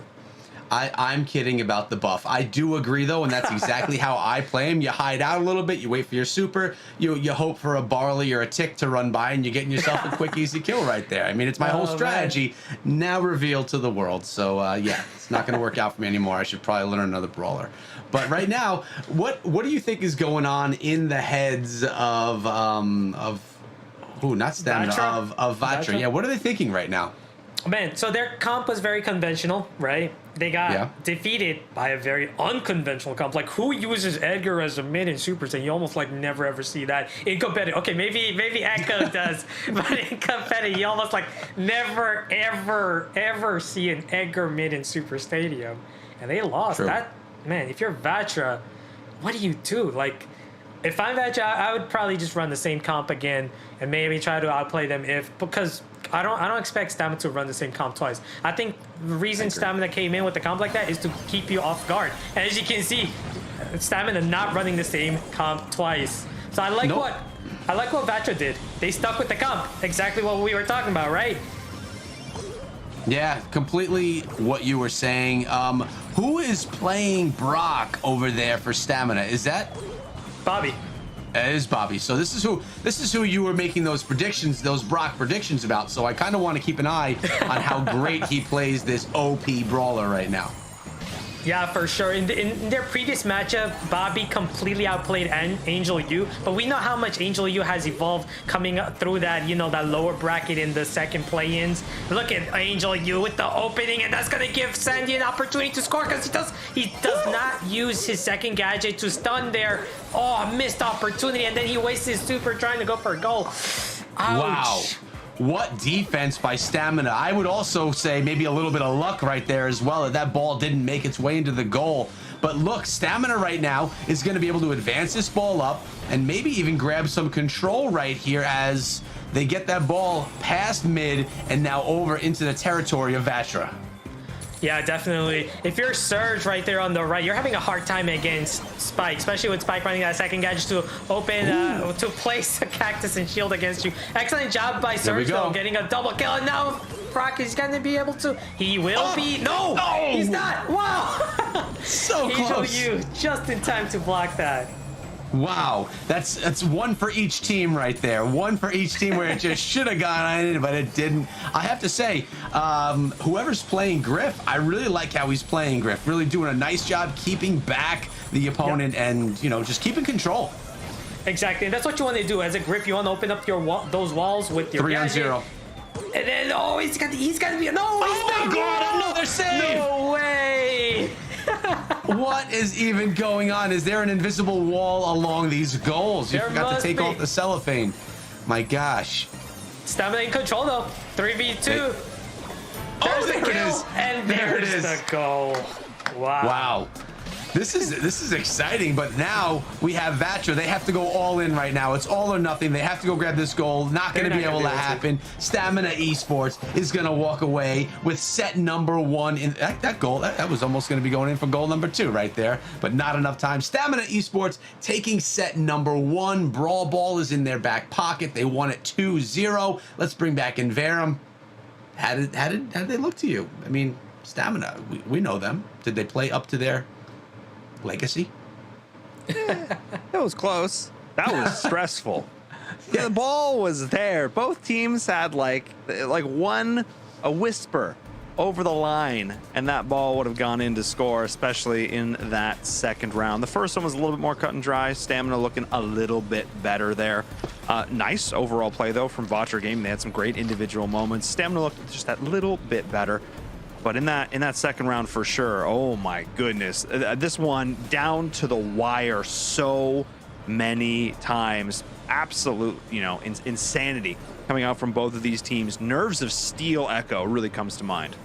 Yeah, I mean, my favorite thing here is that Edgar was used at all. I mean, call me biased, but you're right though. Just these goals getting so close back and forth, such tense moments for us at the desk, but also for these players. You know that every time those just about went in, the opponents thought that was a goal, and it wasn't. So really keeping everyone in the games and at the desk and at home on the edge of our seats. But Stamina at the end of the day, winning this one 2 rounds to 0. So a pretty nice, dominant as far as score goes, lead for them against Vatra as they start out this entire match.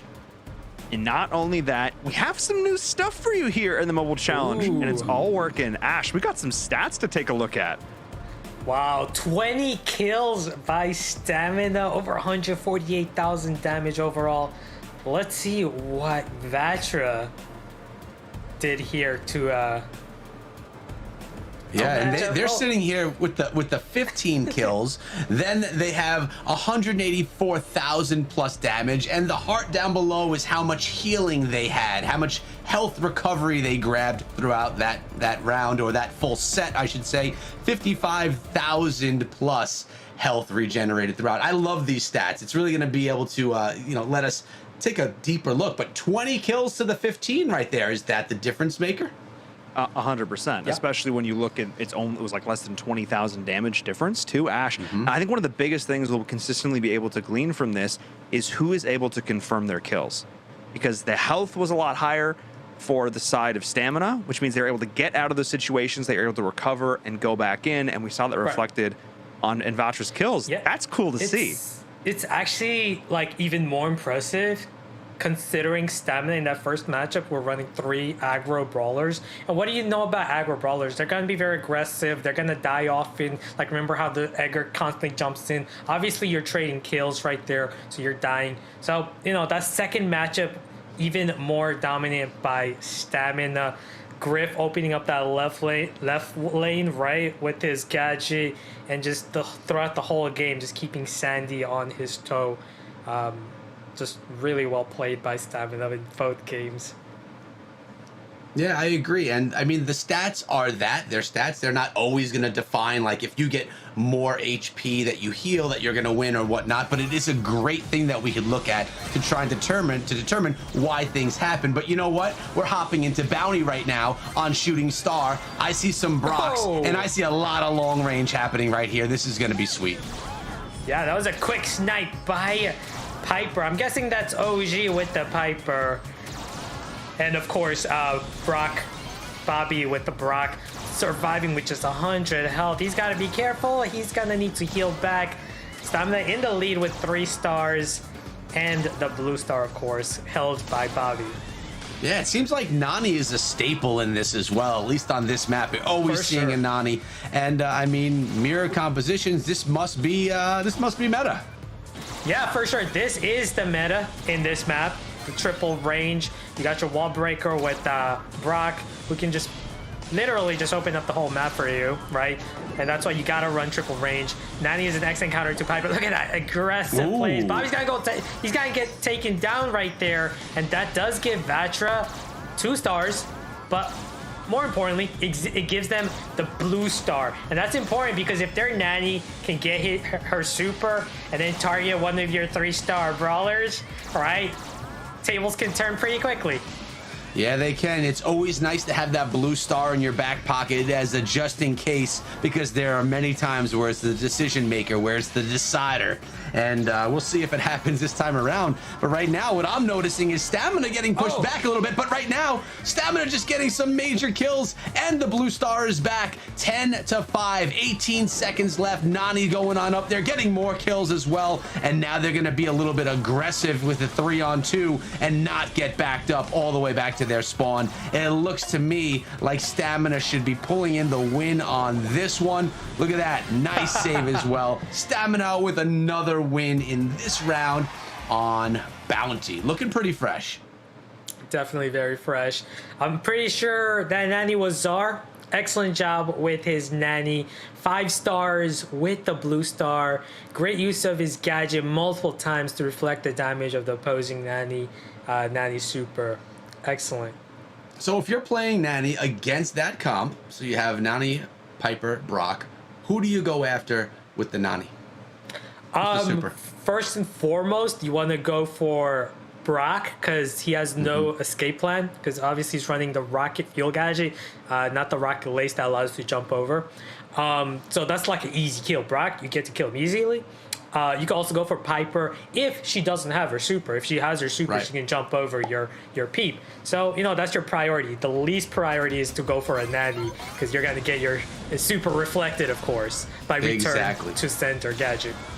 That was my thought as well, and you confirmed it, so thank you. But right now, Vatra is actually Stamina right there, starting off fairly strong. Actually, they exchanged some kills, but Stamina sitting with that blue star, and, you know, so far, looking pretty good. Yeah. Blue star is very important, as we know. Oh, as Bobby goes down, but look, having the blue star still gives you the lead. Yep, totally. And I Quit Wild Rift, whoever that player is, I wish I knew the name, is doing a nice job staying safe with it, yet still being aggressive as well, but just really wanting to hold on to that blue star. And look at this, the peep. It's time for the peep. And yeah, where is that peep gonna go? Probably Going towards Piper to force a jump, and then towards Brock. Can he? Yeah, he did land the super on Brock, so did get the kill. Down to 1 star, but more importantly, you do have the blue star in the hands of your Nani, your most valuable player. Perfect, man. Perfect well return done to sender gadget, yeah. Well done. Not only protecting himself, but protecting his teammates and preventing a kill at all. Really nicely done. Basically, it's a wasted super from Mitsuya. And it looks like I Quit Wild Rift is actually OG, so we can remember that. Okay, now we OG. know. Now we know. Intel is in. I love it. Yeah. Piper's gotta be careful. Very low. Gonna get pushed back. But look, Nani's coming, and this time their Piper decided not to jump. She thought it was a fake. She decided not to jump, and that might cost them the game because Stamina does have 3 stars with the blue star. And we know Nani with the mind we know games Nani right still there. has the return to sender, and that's what he's gonna do. OG with 6 stars in the bag and blue star, dominating performance in both of these shooting star games. Wow, by Stamina taking this one as well. 2-0. Best thing about that is Stamina playing mind games. Use the peep, pretend to go to Piper, then hit Brock, and then next time you hit Piper. She doesn't use her super. Let's bring back Inverum and see if he likes these head games as well. So good. They're so good. I mean, look, we knew Stamina, they're one of these other top contenders. They're thrown up there as one of the other best squads in North America. And we take a look back at the highlights. Yeah. Especially on these long range maps. Like, they just look like they excel so, like, their movement, their accuracy is impeccable as they die in that particular instance. But still, just really, really solid. I mean, it was an outright, you know, mirror matchup, battle of the long range, battle of the snipers. And obviously these Nani supers were a bit of a challenge, but that's how you deal with it right there. It's that movement, it's those mechanics that allowed them to outpace their opponents, consistently stay ahead. And now Echo, they are up 2-0 in terms of sets. They only need to win 1 more best of 3 and they'll take the whole match.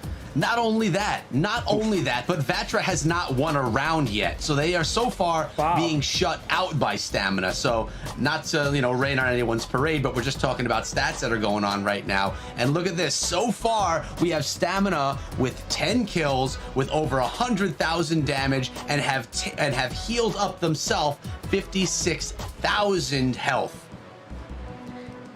Yeah. And Ash, we looking got it at right now for Vatra. Big difference. 7 kills compared to Stamina's 10 kills. Significantly less damage as well. Just goes to show how much better Stamina has been performing. In the previous game, guess what? Stamina got what? 33% more kills. This game, we're seeing pretty much around the same area right here. 33% more kills, right? And that's interesting because I actually thought it would be a wider spread. It's 10 kills to 7. It's only a 3 kill difference. And it was only about a 15k or so difference in terms of damage and less than like 12k in terms of healing.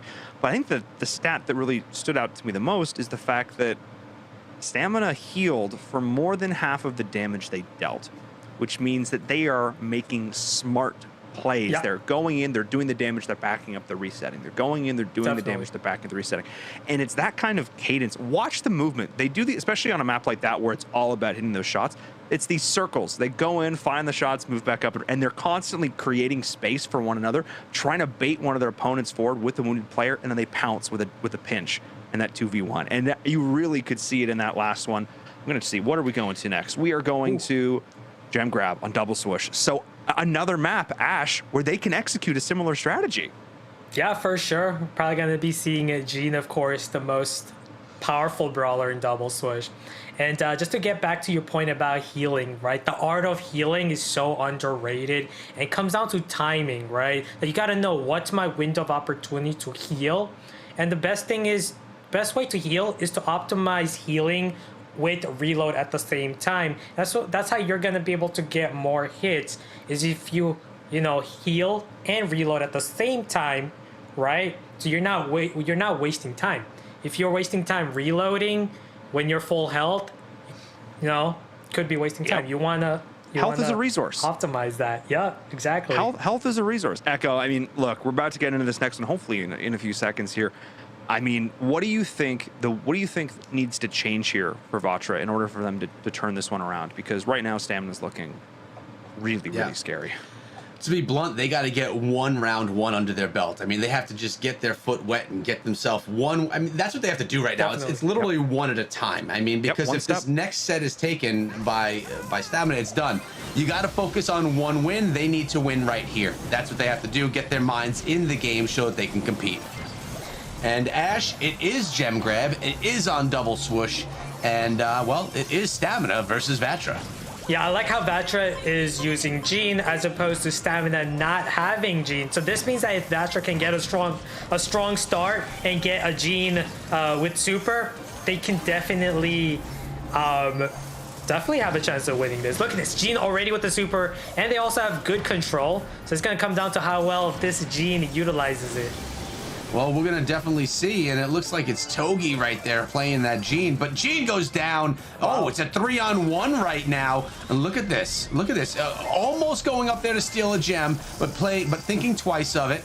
Going to hold down the center right now. Stamina Esports is looking like they are in good control, getting rid of those mines. And right now, we have, well, hard to tell who's who yet again, but we have... They're supporting one another is what I'm trying to say. Mid is moving over to the left to help protect that lane. Yeah, I'm just so impressed by this Bell, by the way, constantly dodging mines and keeping distance from Jean's pull. Just so well. And of course, at really good health with the gems to secure your gems, it's just perfection. Yeah, he's doing a really nice job, and not only that, he's putting traps around the middle as well, so that if Vatra decides to try and make their way in there, they're going to be slowed down right there, just like that as Jean, but does escape, but was also hit and targeted, so Jean can now take more damage. Yeah, man, Bell has been perfect in this game, keeping it just so well played. Just incredibly impressed. Whenever that Jean got slowed down, the Bell used her super, got him targeted. Man, just so well played with the Bell at the mid, and not only that, constantly supporting his teammates on the lanes. Yeah, and that's what stood out to me the most.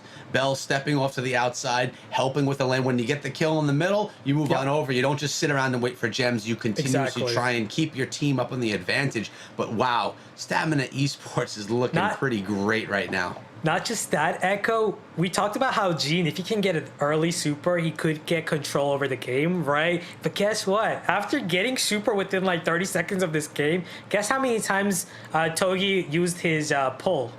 I want to say 0. 0. Completely shut down from pushing forward and going for pulls.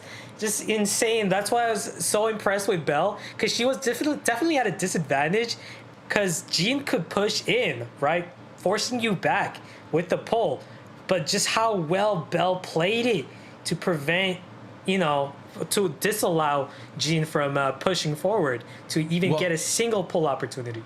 Well, I mean, Bell took away that advantage that Gene had, not ever being able to use that pull. I mean, that's the Gene advantage, and if you take that away, it's actually more at a disadvantage if it's being outplayed by the Bell. So right now, is Stamina going to go in and play Gene, probably the strongest brawler on this game mode in this map, or are they going to keep with what they used? Because they dominated pretty well there. Yeah, I wouldn't be surprised if they just stuck with what they just used to win. Because if you're going to beat a Gene like this, right, you just dominate against the Gene matchup, why switch, right? Play Bell again. I felt like Bell was perfectly used, played in that matchup. That's a great point, because if you're outmatched and you win, then if you're evenly matched, if they were to go mirror, odds are it's an even easier matchup than you had previously. So the odds of you winning would be in your favor if all goes well. Plus, it was played really well by Stamina as well. It wasn't just about this brawler being better than that one. It was just outplayed. Yeah, for sure. So the way we're set up right now is Stamina hasn't lost yet. And if they win one more round, that is the match. And it's basically a shutout, which is impressive. It seems like the same story as the play-ins when Stamina swept them. They swept Kultu, now known as Vatra. But it seems like the same story here. Can Stamina finish it? It does seem like Kultu's like Stamina do seem to be their kryptonite. Right. Well, I mean, and that happens in all esports, right? And I feel like a big reason why is because of the style of play. Your style of play doesn't work very well against Stamina. You saw how odoto pulled that upset against Tribe. It's because odoto played so many diverse comps and different strategies, keeping Tribe off their toes with the aggro tanks and Mortis, right? Well, we're not seeing that from Kultu here. We're just seeing constantly the conventional long-range control type of brawlers like Gene, Brock, Bo, and we're not seeing what odoto brought to the table to beat a powerful team like Tribe, like tanks and Mortis, right? And check this out, Brock just opening up the map, giving Gene less places to hide. I don't know if you're going to tell me that maybe that's a good thing, so Gene has more strafing room, but I think it's a good thing getting out all of that hiding space. Yeah, no, for sure. If you're going to destroy all the bushes and walls in this map, it's just going to make it much easier for your team to deal with this Gene. Even with Crow? I mean, Crow doesn't have as much range as some of the others over there on Vatra. Yeah, but he does have speed, and Crow's one of the best brawlers for juking Brock, right? Having that speed advantage makes it very easy to dodge a Brock shot. So, if I was Vatra, I'd be switching lanes. I'd probably have like Bo on Crow and like Brock on Amber, because definitely, as you can see, Angel Yu struggling against this Crow, just completely outplaying him. You're right, and look at this right here. Crow is even going up high to grab those gems, being a little bit risky, but a pull right here. Gene has the pull.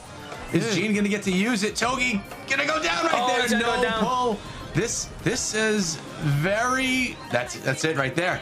Yeah. Stamina Esports is taking this entire match without taking a loss, without a misstep, completely running over Vatra right now, not even giving them an opportunity to come in through with the win. In Verum, come on back. They looked good. They looked scary. Oh, they looked impeccable. I mean, what a contrast to the first match where it was just a back and forth slugfest. Both teams showed that they could take it to round 3 in any given set. This one was just commanding. It really felt like I mean, this is the definition of if it ain't broke, don't fix it. Maybe if it ain't Brock, don't play it. You know, it was really just pulling out those comfort picks. Forget going all. I mean, sure, he is meta right now, but forget going like too crazy in any one directions, trying to catch your opponents off guard.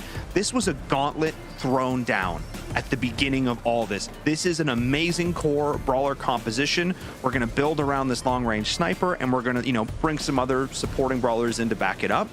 And they challenged Vatra to find a composition that could beat it. And Vatra wasn't able to. And I honestly think one of the biggest differences here is that we didn't see Vatra go for something really crazy like we saw in the last one. They didn't pull out like a double tank Poco or whatever. Like they didn't try and do something nuts like that, which Ash, I think maybe actually could have been beneficial for them. For sure. That's what I was disappointed too. Vatra every single game went for the conventional style, standard comps, right? Like this game with the Jean, the Brock, the Bow, right? And we saw them in every single matchup. I would have loved to see them, right? I would have loved to see Vatra pull in something like a Poco, tank composition possibly, keep stamina guessing. Because if you're going to play the same conventional comps, it might not work out very well. But let's take a look right here at these stats. 15 kills, and this is looking at the gem grab stats themselves, which again was only 2 rounds. 111,000 damage and 61,000 healing. Again, about half the healing of the damage that was done. And then we have Vatra with only 4 kills, 87,000 damage. Now they do have half the healing, but wow, the kills and damage done were a fraction of what we saw out of stamina. I mean, that's nuts, Ash, because they only had like 20k less damage, but they had like 10 less kills. That is staggering. That is so. I mean, just look at the amount of healing that stamina was able to do. Almost 200,000 healing versus 360. Okay, 45 kills. Remember these numbers. Maybe we'll make a graphic that shows these side by side because that might be kind of cool. Wow, what half the healing. Right. Half the healing done. Half the healing. Was not able to reset it all. The second stamina smell blood in the water, they were able to capitalize on it. Absolutely insane. And one of the things that always comes to mind is and again, this is a generalization across multiple games, grain of salt. If you are on paper the unfavored team, the team that is maybe not as likely to win, playing meta against the better team playing meta is a great way to lose. You have to bring something in that's unconventional. Exactly. I'm not necessarily saying cheese per se, but you have to try and beat them in an unconventional way. And Ash, we just didn't see it, and the stats proved it. We didn't see it at all. Yeah. No, they didn't do what they needed to do to win at the end of the day. I mean, it just didn't happen. It's also worth noting all those stats we saw, 45 kills, that was only 6 different rounds. That was 6 rounds. It was done quickly. It wasn't like, the first match that we saw where it went the distance. This one was done as quickly as it could be done. And, we still had those kinds of numbers. So they look good when you think about it in that way. Yeah, and not just that. I feel like the healing stat is the biggest to look at there, because Stamina did not run a healer, right? They're running like the same type of brawlers as you are, right? And you get out healed twice as much. That is huge. If you're Vatra, you have to look at these games, you have to go through them and be like, hey, why did we not get as much healing? Learn from that, learn from your mistake, because you're gonna improve so much if you figure that out, right? Like, hey, you're shooting at half health here when you should be backing up and healing. This is why you died. This is a missed opportunity for us to heal. You got to find those misplays that you can improve on. But look, it's only the first week. Get this loss out of the way, shake it off, learn, go back, watch the VODs. Amazing. Again, Stamina averaged 7.5 kills a round versus like 3.3. Wow. That's pretty nuts. Either way, guys, this is only the second match done, and we still have a lot of great Brawl Stars in store for all of you, and maybe some great Brawl Stars over on, I don't know, ! TikTok in the chat. Go follow us over on TikTok. We literally just made it. We're putting out some awesome content there, short form content, because quick matches, quick content. You know what you guys like. As we're gonna do a quick break as well, and then come back with some more Brawl Stars. We'll see you in a few.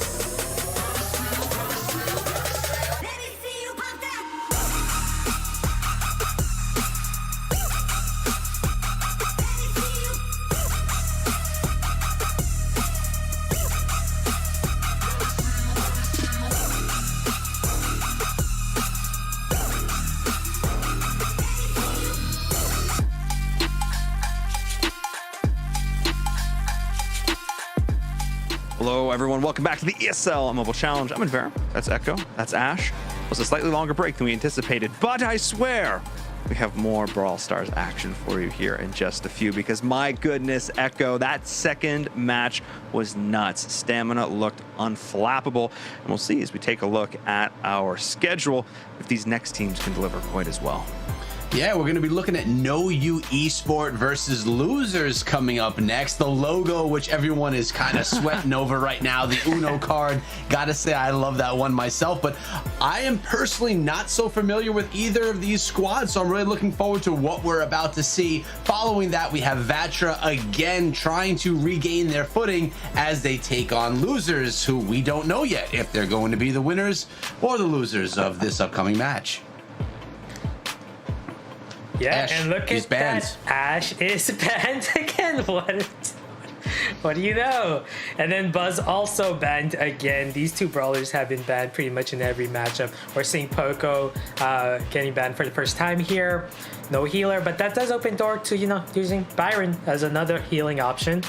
Also looks like Losers are banning Leon. They're probably not a fan of Leon's second gadget, right? Which would have been excellent in these types of maps where you can place it safely behind a wall on Vatra, the mid in Gem 4, even center stage. So I like that. I like the Leon pick.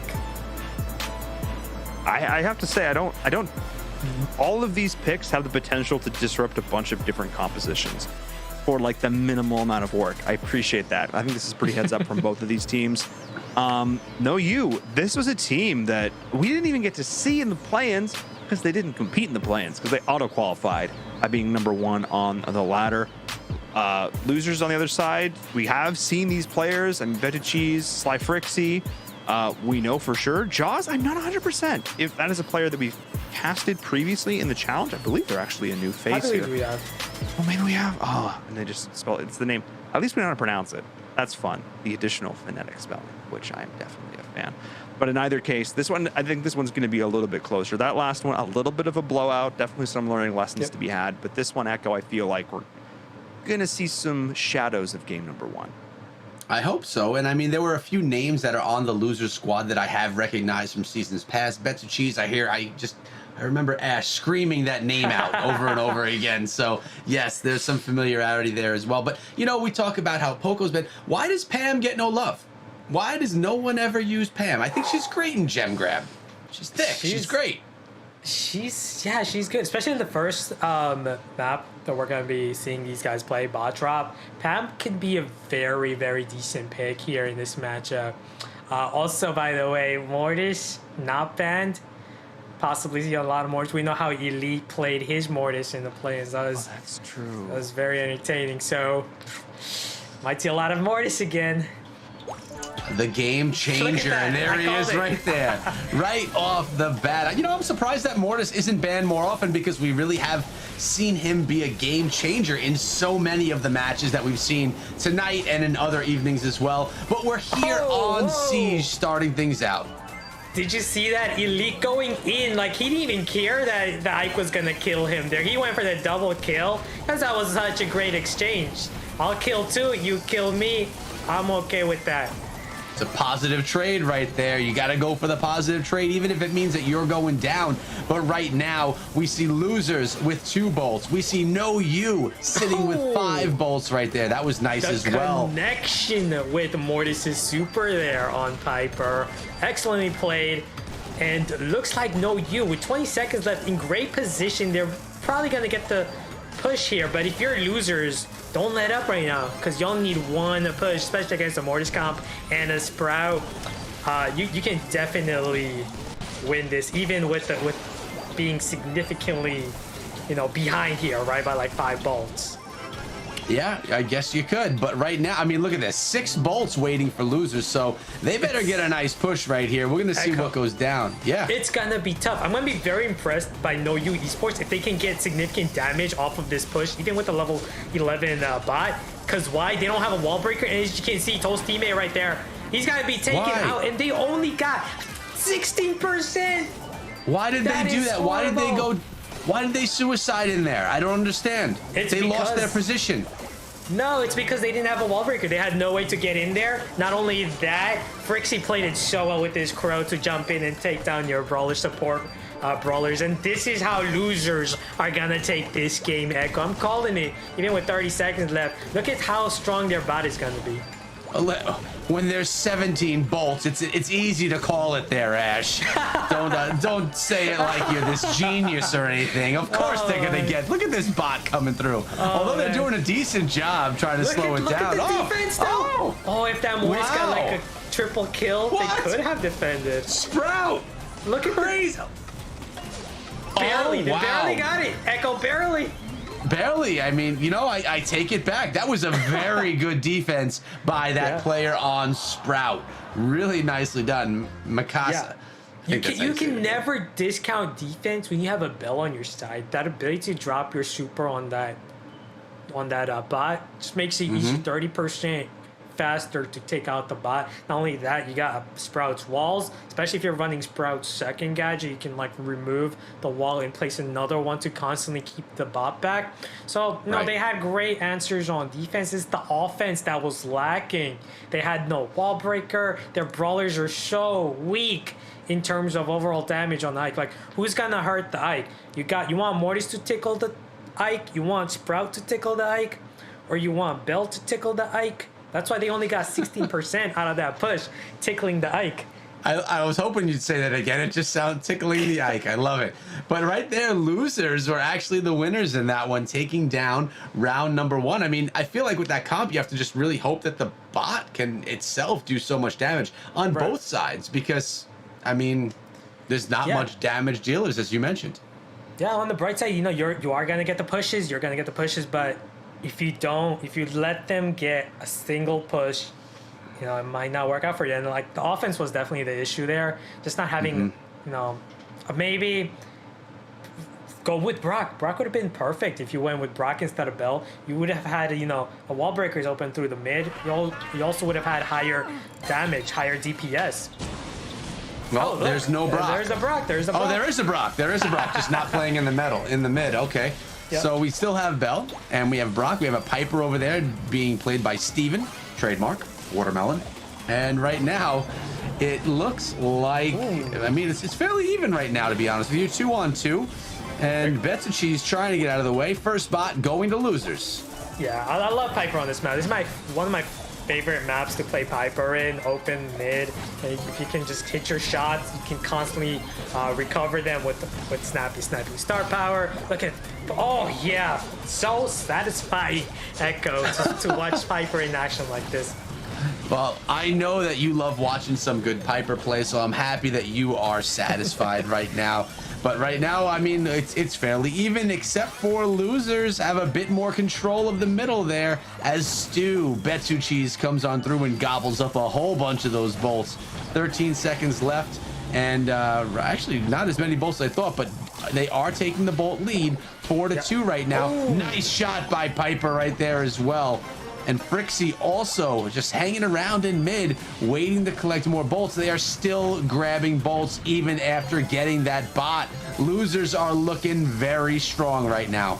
Yeah, fortunately for them, they did have Bell's super to place on the bot, and that's going to make it easier to deteriorate this bot. But the problem here, again, is trying to regain control, which, you know, NoU Esports has been struggling in this whole match. Yeah, and I mean, when you have losers holding down middle the way that they are right now, VatraGaming doing a... Oh, sorry, VatraGaming, I just jinxed Frixie them. has But to look go at down. this. Frixie staying up too. He's still alive, and then guess what? Steven with the Piper to finish it. Not only that, he has picked up enough bolts to secure it. So that is gonna do it, Echo. Losers are taking this one. They look pretty impressive right here, to be honest with you, Ash. They look very look impressive. at this. Yep. They're just sitting there now, knowing that they got this win. There's nothing that they could do, and I like it though right now that NoU is at least still putting the attempt in, even though they can't win this one. But you know, fair defense from that bot. But unfortunately, the time is up, and losers are taking set number 1 in dominant fashion. I wonder why they decided to name their team losers if they have such an ability to win. The anti-jinx. I don't know. I don't know. Let's bring back in Barum, see what he thinks so far of these guys. 100%. Yeah, I have no idea either. The record, I don't know. They're named that, but all I know is that they're winning that very first set. As pick look back some of the highlights from this one. I mean, losers again just knew exactly how far they could push this. I'm constantly just seeing Vetuchis with these really solid mechanical outplays, baiting the opponents in. And no, you started off so well. That Mortis looked really impressive, but they weren't able to follow up on the openings that the Mortis was bringing to the table. I mean, Elite looked so good to start this off, but losers played it patient. This is something that you've criticized teams for, and rightfully so, Ash, when teams get a little bit too impatient. They get a little bit too aggro. Losers did not do that here. They played this to perfection round after round. And just, you know, the Piper play in mid, really impressive. You know, just solid stuff. For sure. I'm kind of surprised that NoU Esports decided to go with Bell over Piper when I felt like Piper is like the mid to play on a map like this. You got a homing gadget that you can just get free shots off with, and like snappy sniping, you can dominate. And check this out. We have our set stats right now from that round of Siege, and NoU Esports coming through with 16 kills, 120,000 damage being done, healing up 39,000 worth of health. So let's see how this matches up to losers, who come through with 21 kills, almost 110,000 damage, and look at that healing, 73,000. You said it, Ash. Healing, big number to look at. For sure. I mean, the big thing that jumped out to me there is the fact that NoU Esports did more damage than losers, but had less kills and less healing, and obviously didn't get the victory. So interesting, though. They were able to do more damage, but they weren't able to confirm the kills. And I'm wondering also if part of that was them being on defense, dealing more damage to the bots they had to deal with. Yep. I'm going to guess that it's probably that one that's knocking off that statistic a little bit, but still very interesting to note, Ash. And again, the team with the higher healing is the team that's coming out with. Well, let's see if that's a trend the whole night. Let's keep our eyes on that. I think it will be a trend, most likely, especially in the mode like this, Siege. Like, damage output doesn't really matter that much against enemies.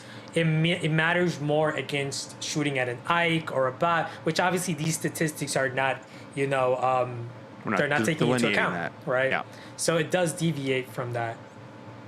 It makes good sense too. Like, solid players are going to know when it's time to retreat, be able to get themselves healed up, and as you said, reloaded. Great tip you shared with us before as well for everyone watching. You know, make sure that you are able to heal up and reload at the same time, making good use of that time. But yes, good players, I feel, are going to know when to get out of dodge, heal himself up, and getting back into the action. But we're going in live right now on Gem Grab on Gem Fort, and losers. Dominant start, but check this out. You got Steven in there with that Rosa hiding in the bush, and that is a fast Rosa. Yeah, man. Max Rosa is one of the deadliest combos. Both teams running it. Speed up your Rosa, and then the Rosa with the slowdown gadget could also slow down the enemy in the bushes. Just so many things you can do right here. Toast teammates gotta be careful carrying forward gems. He's gonna get melted by Amber. Wow, and now Vetuchis does have a super. He can be aggressive here, and he can actually steal all these gems safely. Ooh. He's gonna retreat, but almost. Not quite. Almost had it. Almost had it. You got a little fire coming in there from Amber as well, but look at this. Toast teammate able to still hold it down and pull back those gems, so they have a bit of that lead. I love the speed element of this composition. Definitely. I feel like Steven's gonna go down right here. Luki did get the super off initially with more health. And now NoU Esports, they're just 2 gems away, but they gotta be careful. Vetuchis, I like what he's doing, flanking around right here from the back, pushing them back to the side, and then Amber's gonna open up that bush right there, and that's gonna reveal their position. They're gonna get pushed back. This sandstorm is a root sand because they're not healing from it. Yep, exactly. And right now, I mean, NoU Esports is regaining that position in the middle, although Steven is there to slap him around with Rosa a little bit. So losers are doing everything that they can, and honestly, they're catching up right now. They have pretty good positioning. Let's see if they can hold it down. Oh! Yeah, that's gonna do it. That is it. Team wipe right there. Great flank and team wipe right there. Luki coming from the top to trap with slash up from the left. I love what they did right there as a team. Yeah, and look at this. Just running away with those 15 gems, feeling safe. Round over. Now, not you Esports or no you Esport grabbing their first win. Looking pretty solid there on gem grab as well. I mean, they look good. Yeah, for sure. Almost a mirror composition. We had Sandy. I felt like Sandy was integral in this match because of the root sense. The moment he got his Sandstorm, he was able to place it around the mid. And what the root sense does is it reveals their position. If you're hiding in a bush, taking damage from root sense, your position is going to be revealed. Not just that, it prevents you from recovering. If you're in that sandstorm, if you're in the sandstorm of the opposing player, you're taking damage, you're not going to heal back, prevents you from healing, and that gives an opportunity to push them back, regain control, and win. So I felt like for the late game, No You Esports did an excellent job to get back and win it. And you feel that Sandstorm is the better choice in this position when you're playing on this map in this game mode? Well, it worked out for them there very well. Amber was great on a couple different times, but other than that, Amber didn't really provide control, right? That stability in the middle, she wasn't very effective in maintaining it, right? They got pushed back multiple times. Yeah, that's a good point. So, and that was really the difference in the comp. Both had Max, both had Rosa, but then the Amber just didn't play as integral of a role as we saw from Sandy's Sandstorm. I mean, I love how you're breaking this down and then putting it all together as to why one worked better than the other. It could come, all because of one different brawler. And look at this, they're going again with the Amber though, so maybe they disagree. But look at this, a Bell and a Tara right now, switching things up over on the No You Esports side of things. I feel like it's going to be even harder now for No You Esports against a Max Rosa combo. If you lose control, it's going to be hard to get back. Lucky Bear, as you can see, having a hard time against Amber, but this is pretty much what we saw in that first game where Sandy struggled against Amber lane, and it was only until later on when Sandy started getting his super, he was more effective. So like right now, Luki's going to drop that Sandstorm. As you can see, everyone's running away. They don't want to get in that Sandstorm because it's going to prevent them from healing. So now Luki has a good idea where Frixie could be. As you can see, Frixie not healing, opting to be assertive with that attack, not healing, and it does give No You Esports an opportunity to again push up and get control. Look at what Toll's teammate up there are doing. Tara with the super, full control over the mid as well. This is excellent position because now Tara can get a safe double. I was gonna say double pull almost, but it's good enough. Oh, Toast trying to, there it is right there, pulling in that kill right there. Nicely done. No You Esports having pretty dominant control here of the middle of this map, which in turn means they have a lot of gems in their pockets, needing only one more to be able to pull in that countdown. They just have to hold them now for the next 15 seconds, and I don't see that being too much of an issue. Tara's super being used over there as well, help to secure the middle, and right now Sandstorm to keep Rosa, they can, as you mentioned, show where she is. Bell's super target on Rosa, easy to melt her, even if she uses her super as a shield. Very well played by No You Esports this game. Yeah, and that, again, we tie it up now, 1-1. So it's funny how things changed up. We had, it was just different from set 1 to set 2. Let's bring back in Verum. Looks like we have a match on our hands here in Verum. It's almost like I said, I would like it to go back to the way things were in that first matchup, a back and forth battle. And yeah, that's what we got. This is absolutely fantastic. Take a look back at the highlights too. I mean, both teams showed that they could run a really good breadth of compositions. Not only did these teams, especially with these speed comps with Rosa, show like the great ability to play with the teammates, but the Terra play in particular in that second match, or the second round, I should say, did a fantastic job of showing that these players can be autonomous. They can make plays on their own. And even some of the team play that we saw, going in for these pinches as well, like Steven tried to do a lot of these plays and got punished quite a bit. Or on the flip side, Toast's teammate went for a lot of these really strong individual one-on-one moments and consistently was able to get away with it, like right here. Yeah. In the pinch. So good. So good. Get out Yeah, of it. they definitely did a nice job, and really being able to control the middle, as we talk about all the time. Right here, as Ash talked about the gadget, really just to slow down Rosa, and yeah, it looked really, really nice. They look dominant right there. Now let's take a look at the stats, as we have No You sitting with 17 kills, 180,000 damage, and nearly 66,000 in healing. Let's compare that up with Losers and see what the difference is there. Only 11 kills for Losers this time around. Almost 130,000 damage with nearly 67,000 up in healing. So, Ash.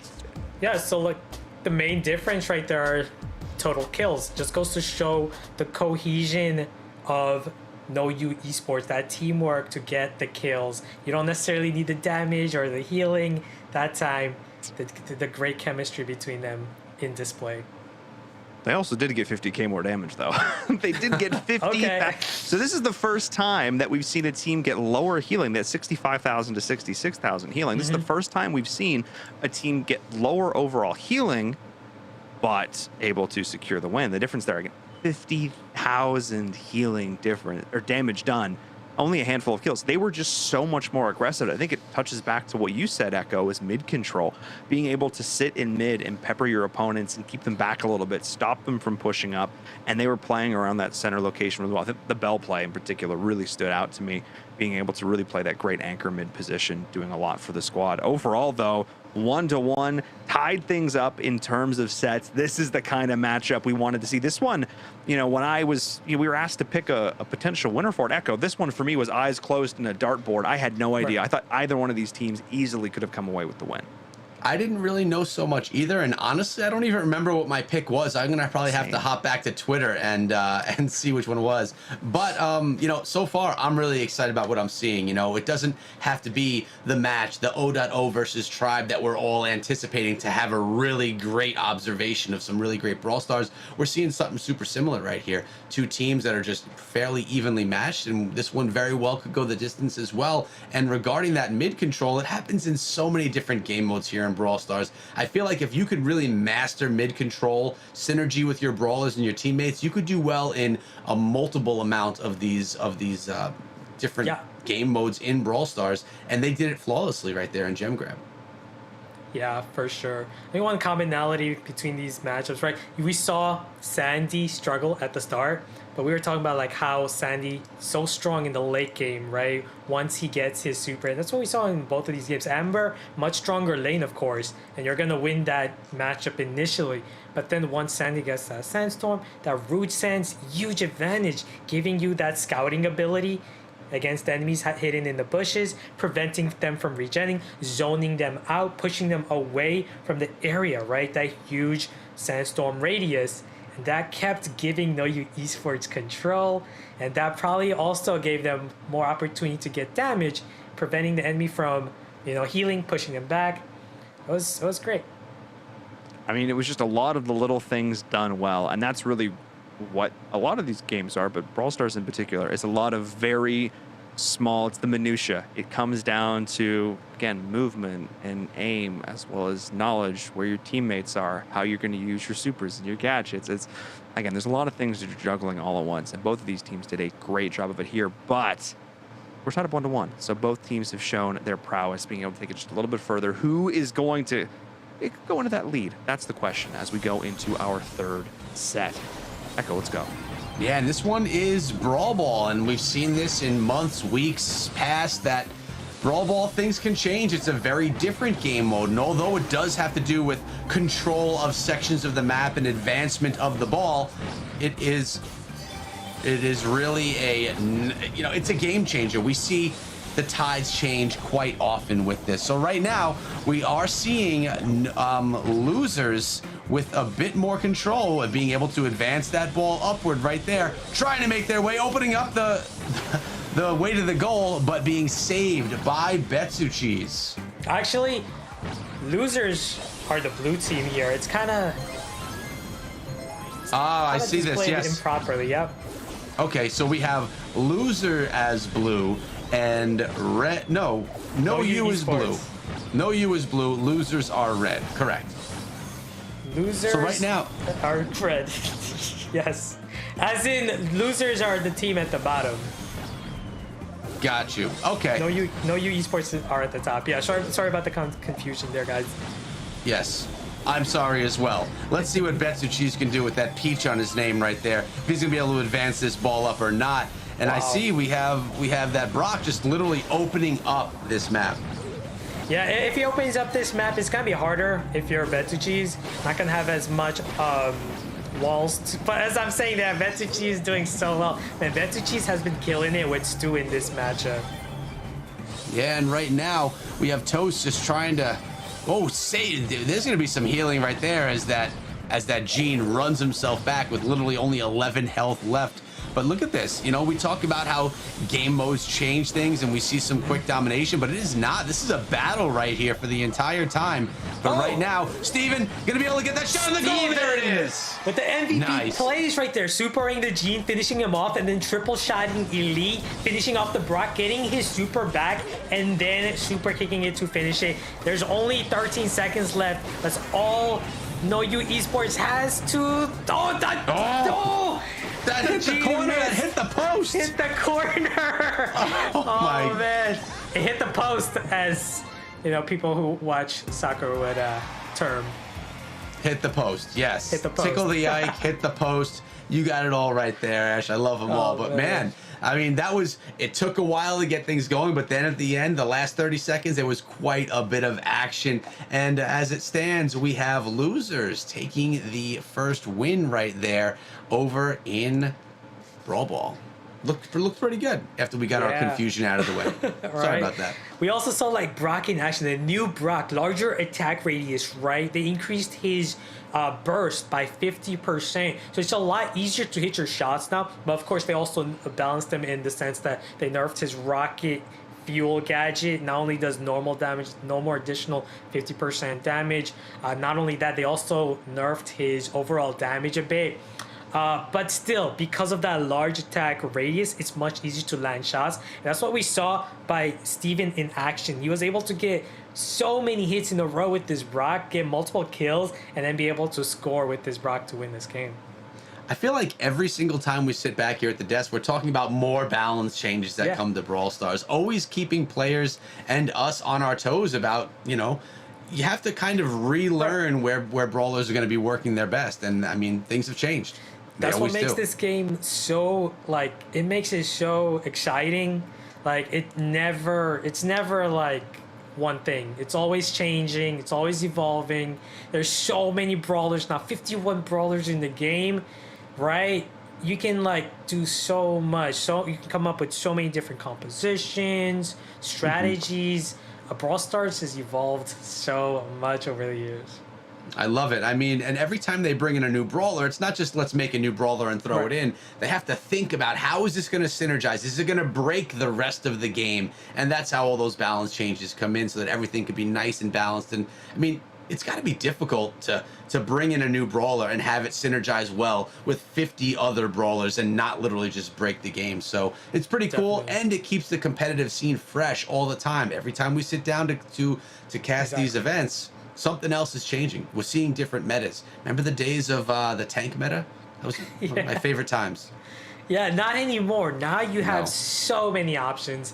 You can't just run tanks. You can't just run this. You got a supporter. You need a supporter for this. You need a healer for that. You need a lot of things now. And there's so many options out there. I love it.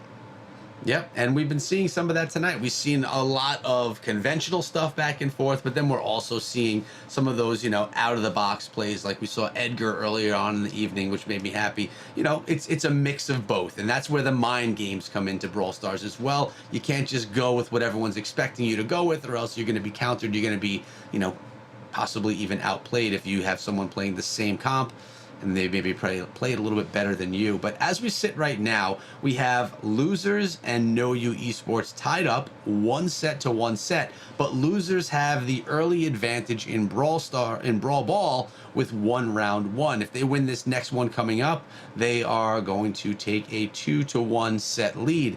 And clearly they want to do that because they're taking a lot of time to set up their compositions right now. It seems like both teams really want to win, which would make sense. We've been seeing a lot of Brock today, by the way.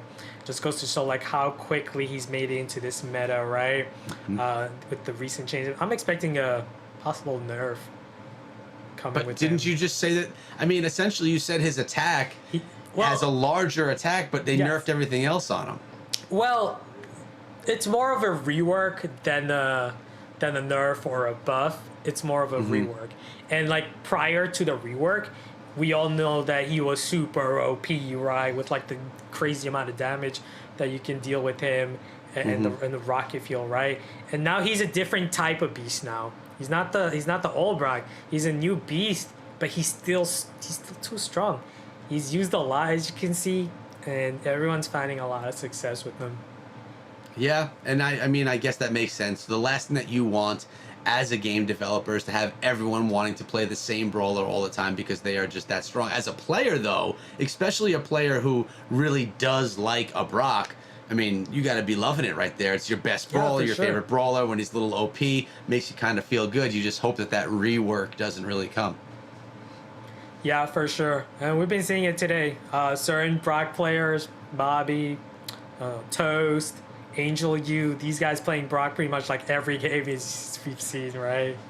Yeah, and you know, I did sneak a little peek over there at Twitter, and we haven't really been talking too much about predictions, but across the desk, we did all predict no U on this one. Just saying. I mean, I predicted it because I thought the logo was pretty cool.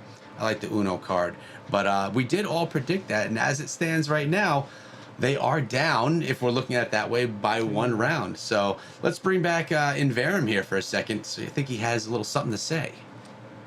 I think we did predict that. What I didn't predict is the teams starting and then not telling us so that we couldn't see it. Great draw. No, they played a match. No. So that's why that went on for a little bit moment there. Appreciate that, chat, for hanging with us. So they just played that third set. I'll need to double check who ended up getting ahead of it, but we're gonna go into set 4, and they're gonna tell us this time so that we can put it on stream so that all you fine folks at home can watch it and give Echo and Ash a little bit of a break there. So it looks like it was in fact losers who ended up taking that 2-0 there in Brawl Ball on center stage. So we're gonna be heading into Hot Zone on Split, which is going to be a lot of fun. I think this is our first Hot Zone match of the night. It is. So that'll be a lot of fun. I like Hot Zone. How have we not played any Hot Zone yet? That's my big thing. Thanks so much to the chat for bearing with us during this one. So we're going to get into this one very soon, I hope. But I'm going to stick around until then because you guys just talked for a while. And we're going to talk a little bit about this. Hot Zone's really fun, in my opinion, because we talked about earlier the idea of like being able to manage your health as a resource, your reloads, all that kind of stuff.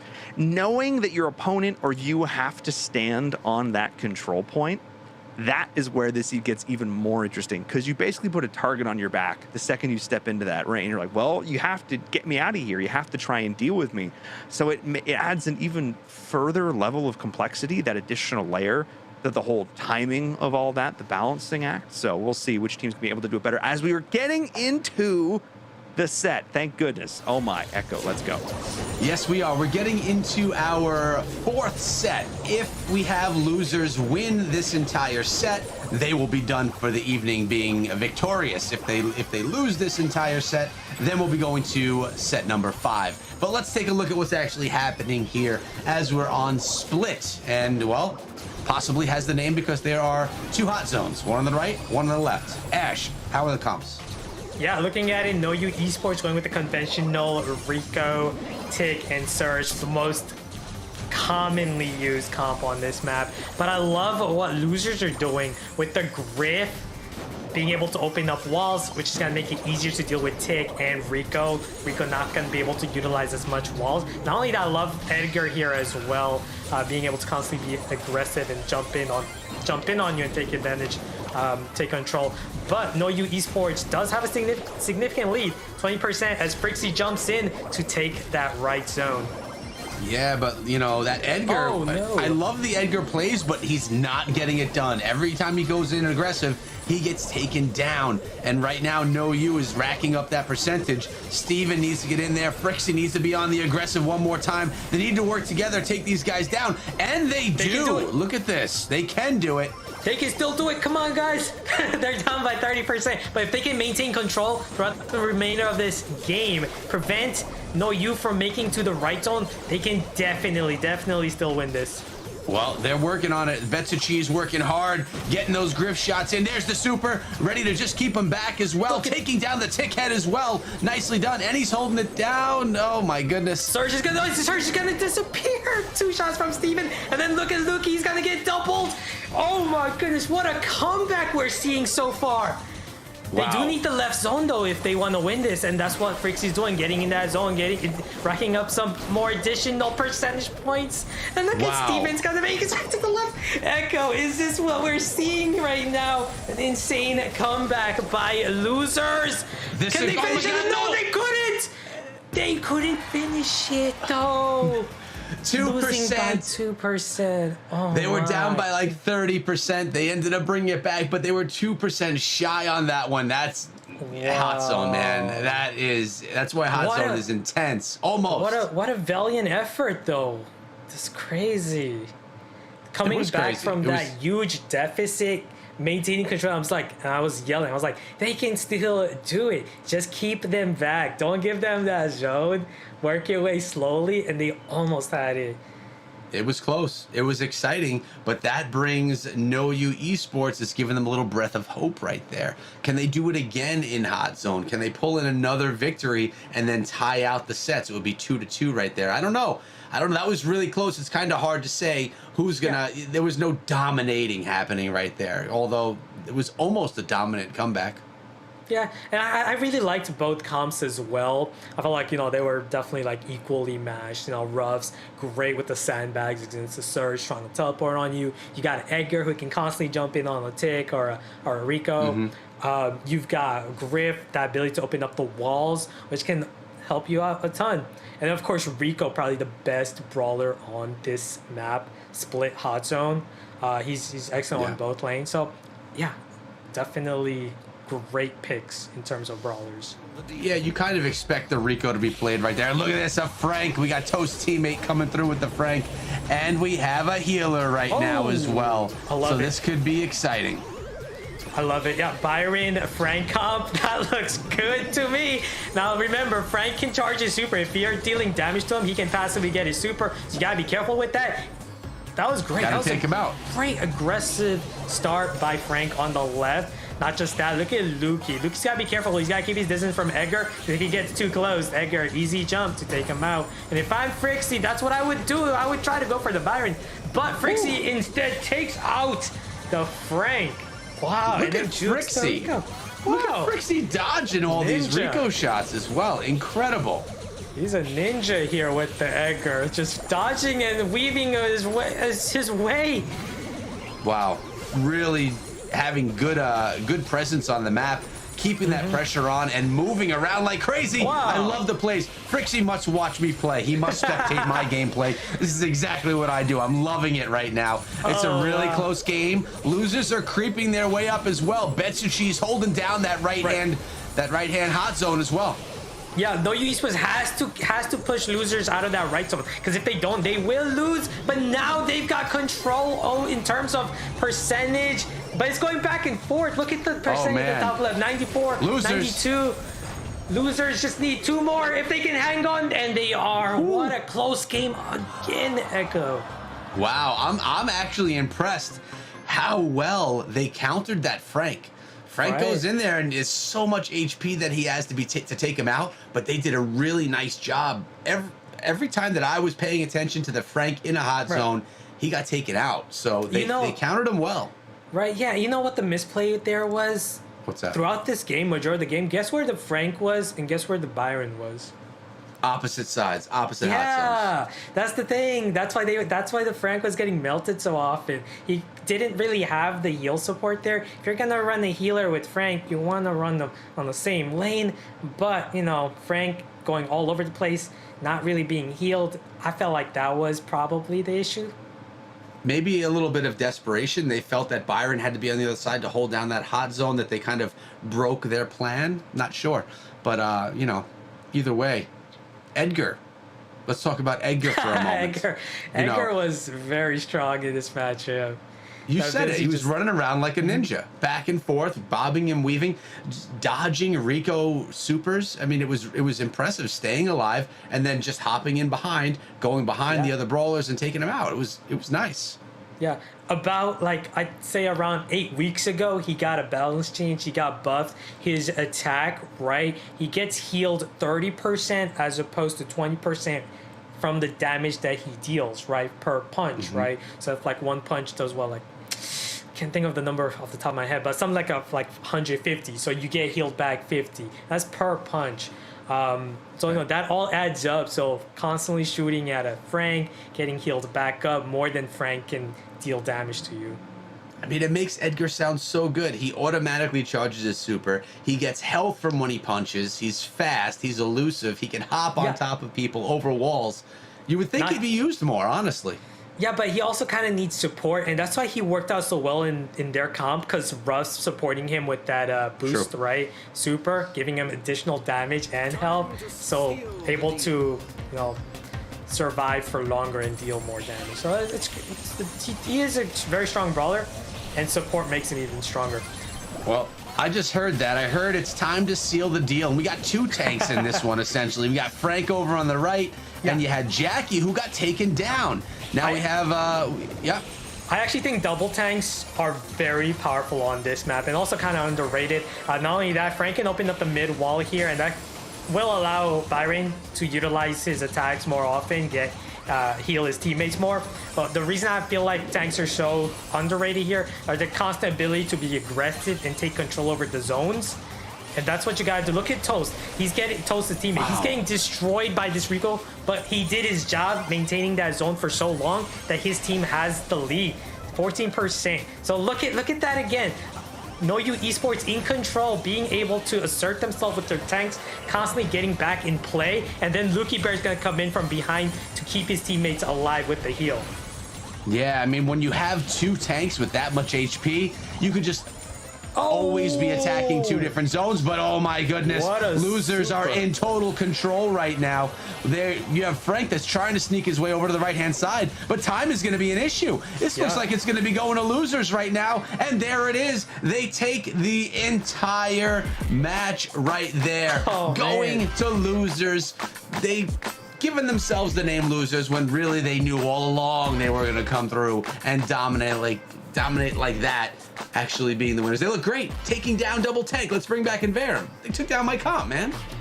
I mean, we've seen that comp have so much success tonight. So to see it countered so beautifully, I think the map had a bit of a factor to it. I think the game mode had a bit of a factor in that as well.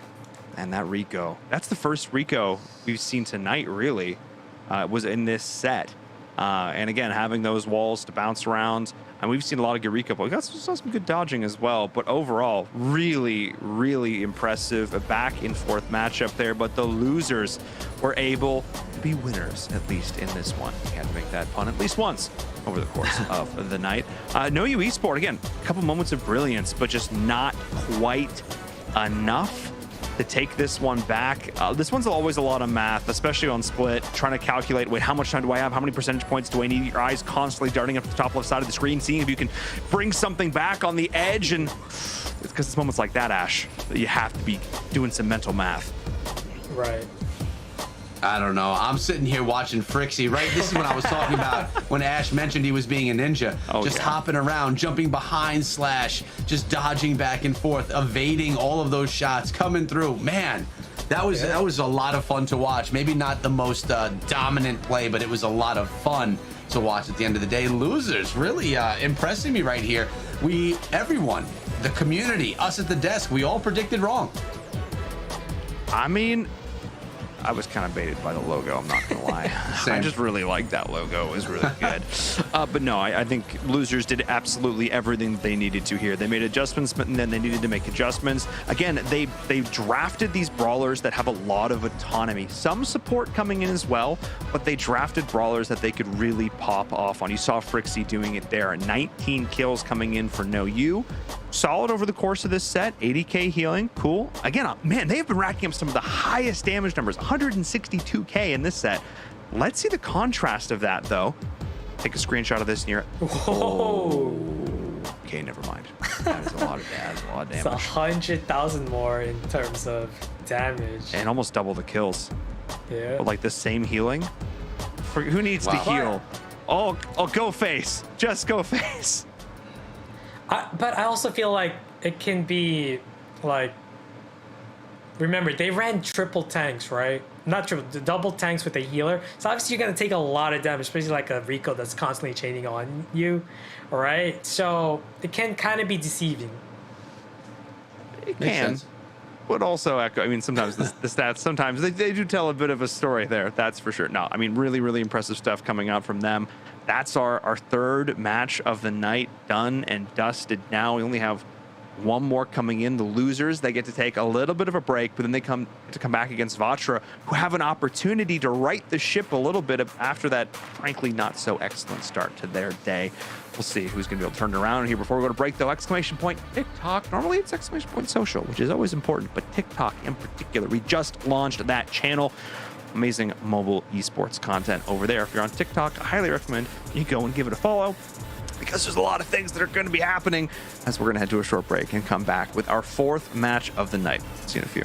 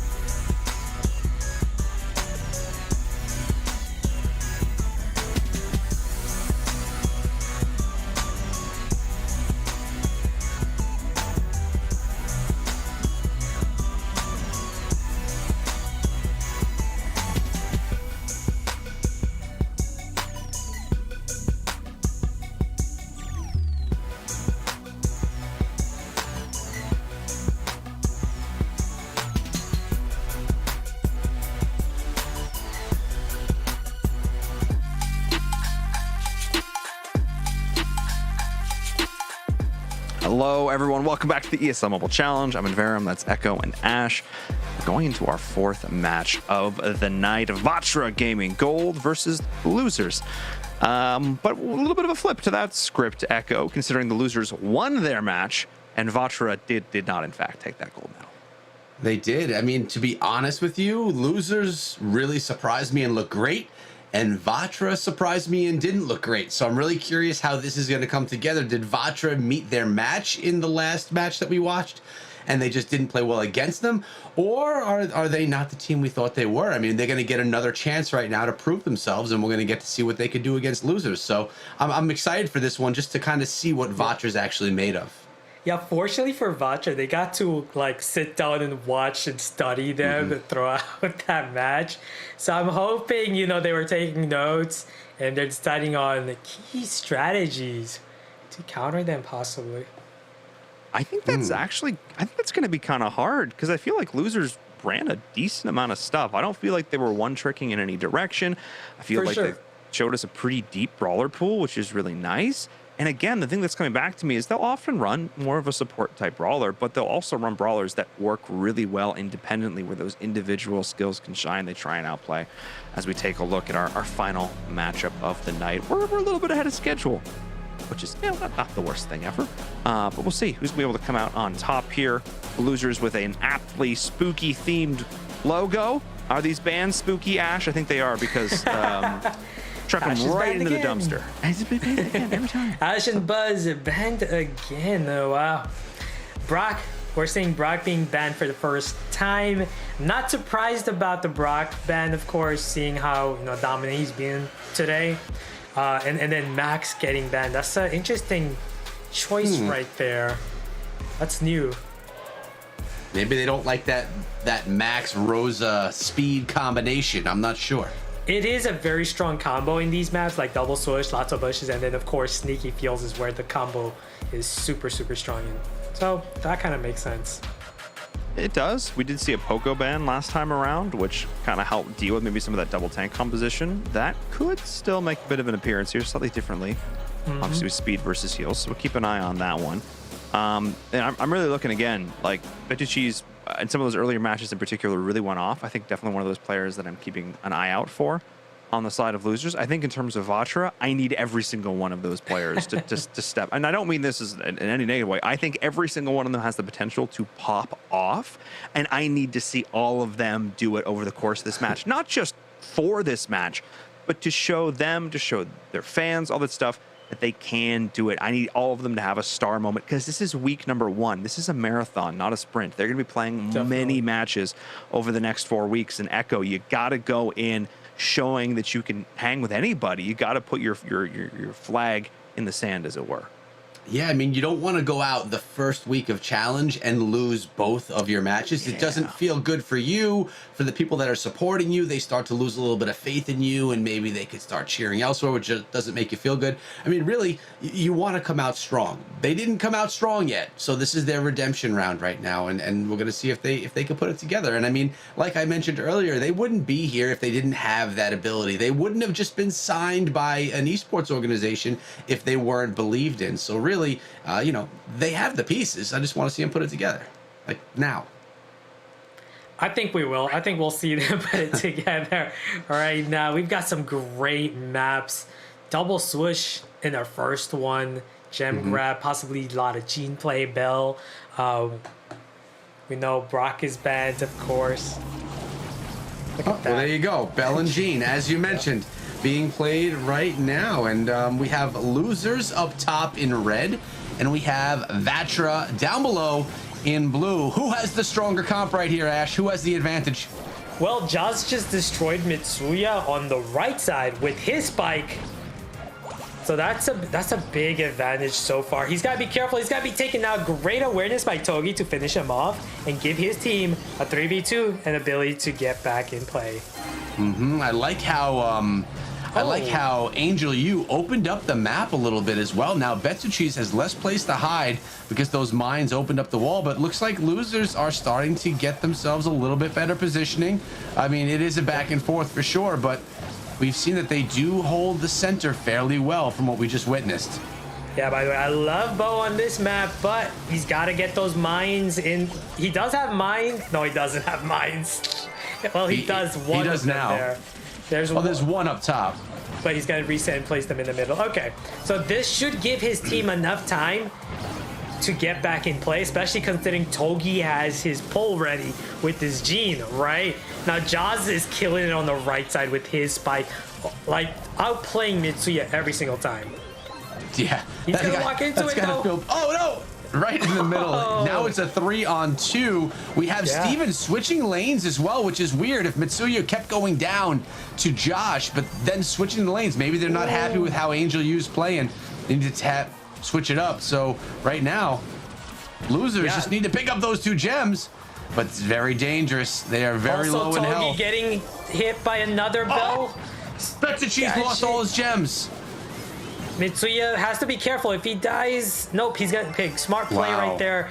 It's best not to be greedy and try to go for those gems and then die, of course, right? Now, Togi's also targeted by Bell's super, by the way. Fortunately for him, that gem's gonna spawn right next to him. Not only that, he knows that the enemy can't really go for that gem because there's mines trapped, and he's got a pull. That's gonna do it. There we go. That is gonna secure the win for them because there's so much time. I mean, not much time for the other team to make any plays getting team wipes, right? And Angel U also finishing off on the left lane. Very, very well played by VatraGaming at the end right there to take it.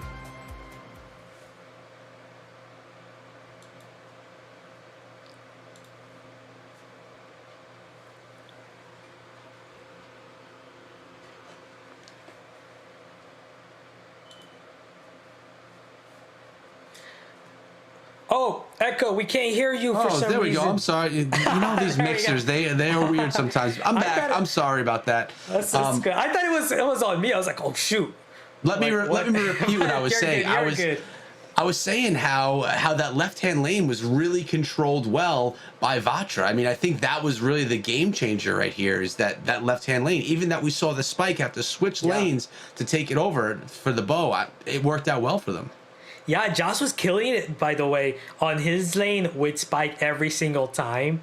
But Gene, right, on the middle, Togi, great awareness with his Gene every single time to help out his teammates win that side. And then when he got his pull with his Gene, they got the other team, right? The Vatra, they got too lackadaisical. They got too passive, right? They're like, I don't want to deal with this Gene. He's got pull. They weren't assertive enough to keep him back. Remember how we saw in that matchup between odoto and Tribe, how odoto and their Bell just constantly keeping the enemy Gene back, not even allowing the Gene to move up and get to the mid. Well, we didn't really see that here as Gene took advantage and won it.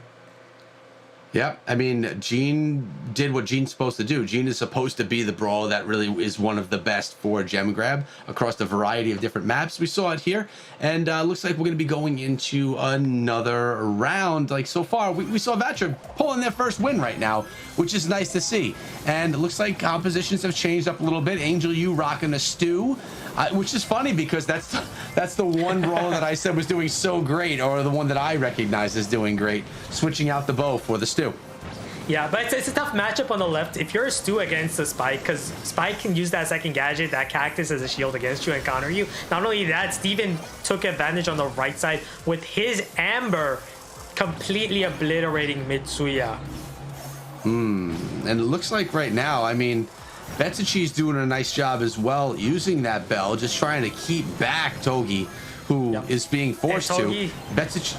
He walked into Bell's trap, by the way, being slowed down. Gotta be careful right there. Now, we do know Togi's pretty close to getting his super, but Steven, again, assertive, winning his lane, and of course, Jaws winning his lane as well. So looking really good for losers, but again, remember, if Togi gets his super, he can definitely turn it around, just like in the previous match. Well, of course, that's what that pull is all about. And it looks like Jaws is about to go down, but does stay up, hiding behind that cactus. Did you get a little bit of extra coverage? Yeah. Angel U getting low, exchanging kills over there in the left-hand lane. And Mitsuya doing a little bit more, being a little bit more relevant this time around on the right. Definitely. And here we go again. As you can see, Gene has his super. And this is kind of where the tables tend to turn when Gene gets his super ready. 9 gems. All he needs is 1. We know the next gem is gonna spawn next to him. Right. Yep. As you can see, but it's not he's easy. Forced to move.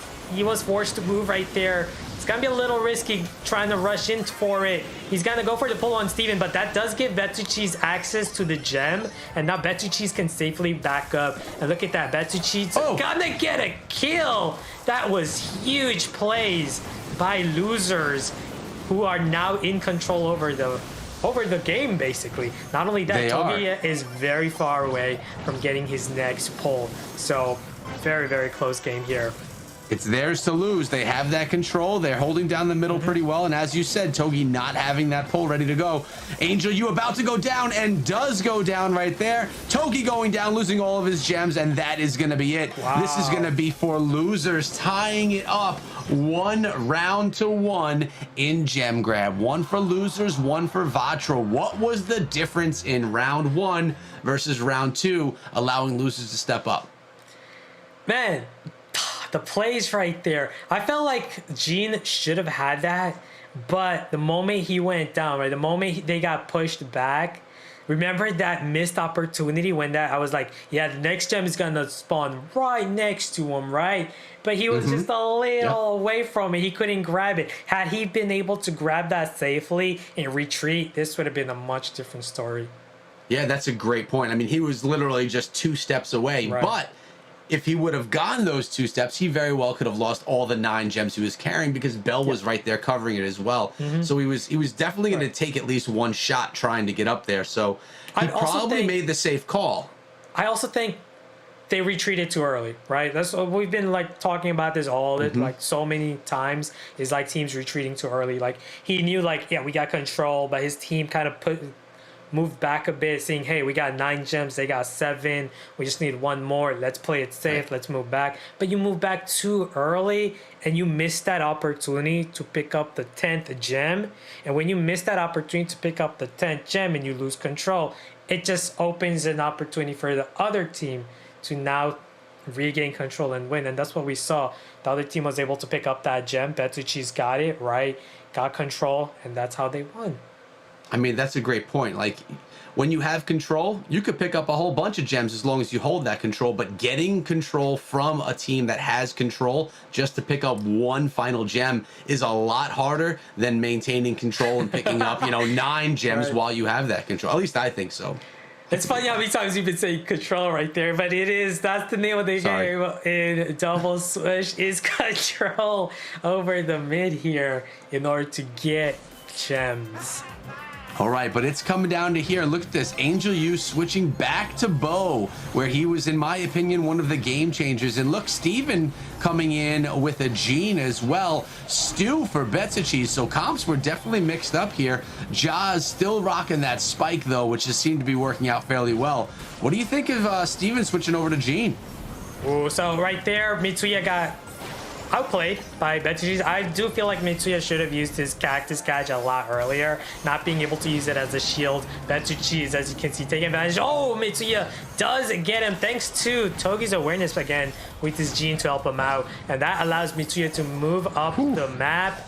On the left side, though, Jaws is going to get the better of it. That's something we've been seeing Jaws constantly winning his lane with his spike. Such a great curveball spike player, by the way. Look at that. The cactus to shield himself and then retreat safely and stay alive. Magnificent plays by Jaws. Yeah, but notice Togi was able to sneak up in there and grab those 2 gems. I feel like Steven could have taken a few steps to grab those gems before he retreated back. He definitely played it safe, but he did not get the gems in the meanwhile. Yeah. Oh, nice teamwork by Togi and Mitsuya to double team take out Betsuchi's. It's gonna be very risky trying to go for that gem, and Steven is gonna go for the pull, and is he gonna be able to take a ball? It's okay. His teammate It's John's okay. right there. Yup, and they're gonna take it. Wow. Holy. Did you see that, Togi running up with the 7 gems for that gem, completely unaware of Steven, as Steven makes him pay with the pull. Uh-oh. And now they're gonna take the game. Are they safe? Are they safe? Yes. Is there time? Oh, no. Oh, they're No. gonna be reset, but it's fine. They got the gems. Okay. They have a big lead in terms of gems. So if Vatra wants to again reset this, they're gonna need to make a big play. Excellent pull look at by that pull. yeah, that was great by Stevens. Kind of just make it easier for his teammate. Yep, that's gonna do it, as losers are gonna take this one. Thanks to the heroic play by Steven, that pull on Togi to steal all the gems. That's the thing. That's the dangerous thing about gem grab. One Gene pull can just change the dynamic of the game immediately, instantly. That's exactly what happened. Let's bring back Inverum, and now we're seeing why Gene is like the brawler to play in gem grab.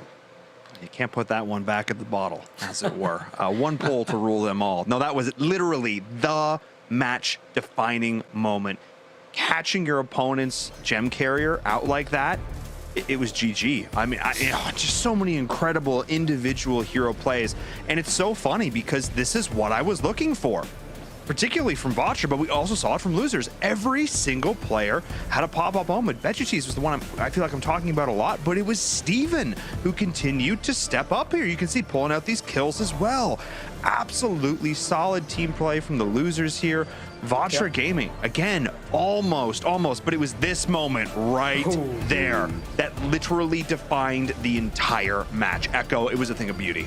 Yeah, and even though we lost the gems, Jaws was right there to pick them up, then they could retreat back. They did retreat back. I mean, they were already on the back of the map. They retreated back, they got taken down, but then VeggieCheese was able to pull it all in, grab the rest of these gems, and pull it in for the victory. But really nice looking gameplay right here for losers. Vatra having a short highlight right there, but losers coming out on top. Ash, break down these stats for us. So we got Vatra with 22 kills, over 200,000 damage, lots of healing, by the way, almost 100k, 7 away from 100,000 health. Let's see how losers did here. Our victors, significantly more kills, 6 more kills, and pretty much we're seeing the damage and almost heal identical. around the same, but the kill difference is the one that really pops at you, right, Echo? Yeah, definitely. I mean, the more kills you have, the less your teammates on the battlefield, and the more opportunities you have to grab those gems. So, makes sense. Yeah, I think that was the big difference there is the team play. They were able to find those pinches a little bit better than their opponents in that one, allowing them to take the 1-0 victory in terms of sets. Of course, every set is a best of 3 rounds, and it's best of 5 total sets here. As where are we going to next? That is my question. Brawl Ball, Sneaky Fields. Ooh, we've seen some good Brawl Ball so far tonight, Ash. I am particularly excited because, again, this is the one we tend to find. If a match goes 3-1, this is usually the one. This feels like it's a totally different game mode from anything else. Teams who don't necessarily do as well as some others can sometimes really show up on Brawl Ball. Why do you feel like that is? Man, I feel like Brawl Ball is one of those game modes where like it's like a fan favorite. Like everybody loves Brawl Ball. It's so fun. Right? Everyone loves Brawl Ball is the thing. It's the major reason is because it's one of the best game modes for pushing trophies, right? You can complete games with just 2 quick goals. That's why everyone loves Brawl Ball. I feel like you can also run a ton of different comps here. I love what Jaws is doing here with the Sprout, especially because Vatra running Rico and P and Spike, 3 glass cannons, by the way. It's almost as if Jaws predicted that they would run a comp like that. Yeah, Jaws is going to really be able to keep them back if he plays his cards right and stays back behind those walls. He'll be able to do a ton of damage, doing a little bit right there on Spike as well. So, yeah, let's see this ball get advanced right there. VeggieCheese moving it up a little bit, but Togi kicking it right back to mid. And a little bit of a battle right here, but I love the Jaws play right here with that Sprout. Yeah. Really just going to be, I predict he's going to be able to do a nice job controlling this map. Ooh, As nice I say that, it's Team SWAT White. Nice kill by Togi right there, the charge of V-shot to take out the Rico, and now you can slow down the Rosa. Now, if you're losers, you got to be careful. If this game goes to overtime, you're going to be in big trouble because you got a Sprout and you got a Rosa. Without walls, those 2 brawlers are going to be very frail.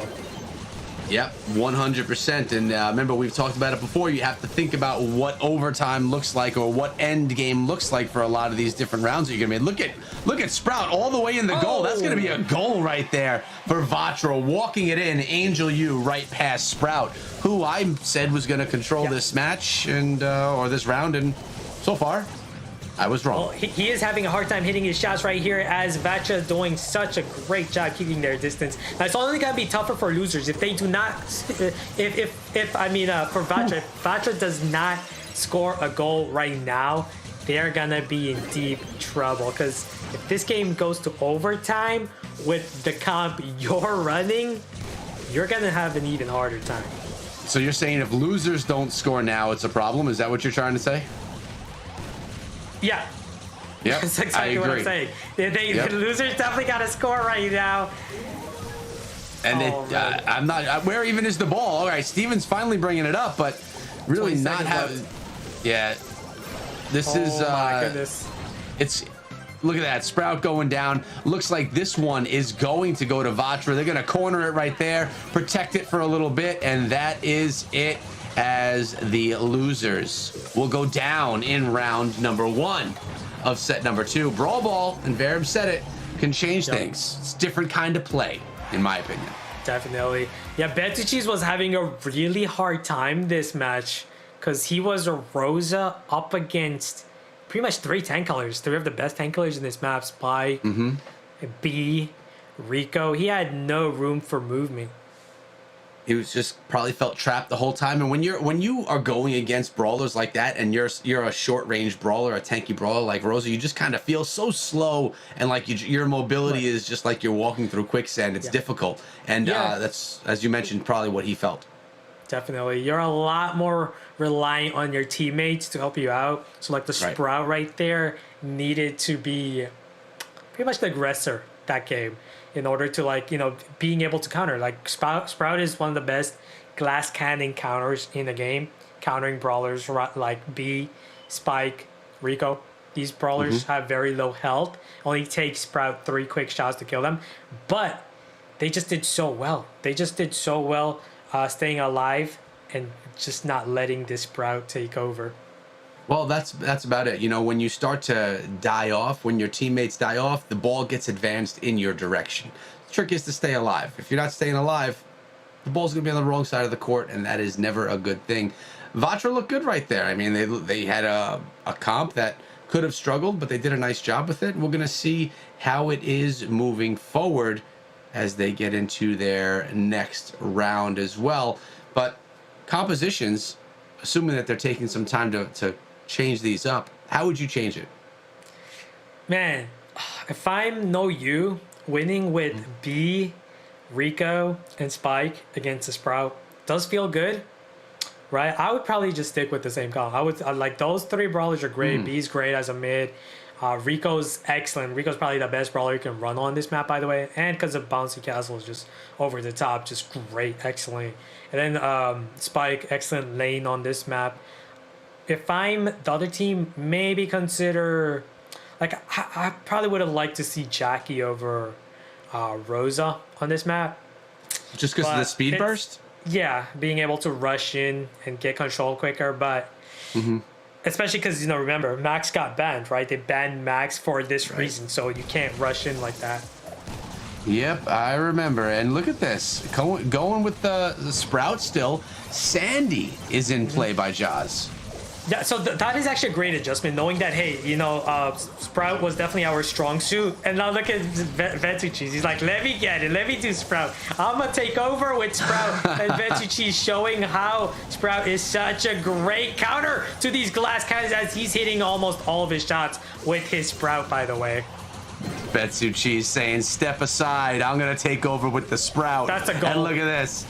Oh, Jaws doing some trickster stuff, looking fresh, you know? And sometimes it's not about completely changing the brawlers that you're using, but more changing the people playing the brawlers. Could that be a game changer right here? Because as you mentioned, last round, shots were being missed by Sprout. This round, VatraGaming was looking hot. For sure. And that's what we're seeing right here. Jaws still having a hard time, you know, being outranged, being a Sandy. You just don't have the range to deal with Spike, B, or Rico. And that's where I meant, like, you know, how Sprout needs to step up and be and carry you, right? That's what we're seeing VatraGaming do constantly here, being able to make it easier for his teammates, hitting these shots with his Sprout. I'm watching Steven go back and forth, just trying to stay on. Look at him heal himself up, bouncing off those walls. That's insane. I love it. And this is why Rico's the strongest brawler on the map like this. That ability to constantly pressure you everywhere with those bounce shots and then immediately heal using that bouncy castle gadget is too much to deal with. Bouncy castle gadget. When you see it in the shop, pick it up. But that was a nice play as well. Steven's still staying alive, protecting that ball. I feel like Steven could really press Togi right here if he wanted to. this is gonna ice it right here with Jaws dropping this Sandy Sandstorm. All they gotta do, Steven can, if he wants to, he can just, I mean, VatraGaming can place, yeah, there you go.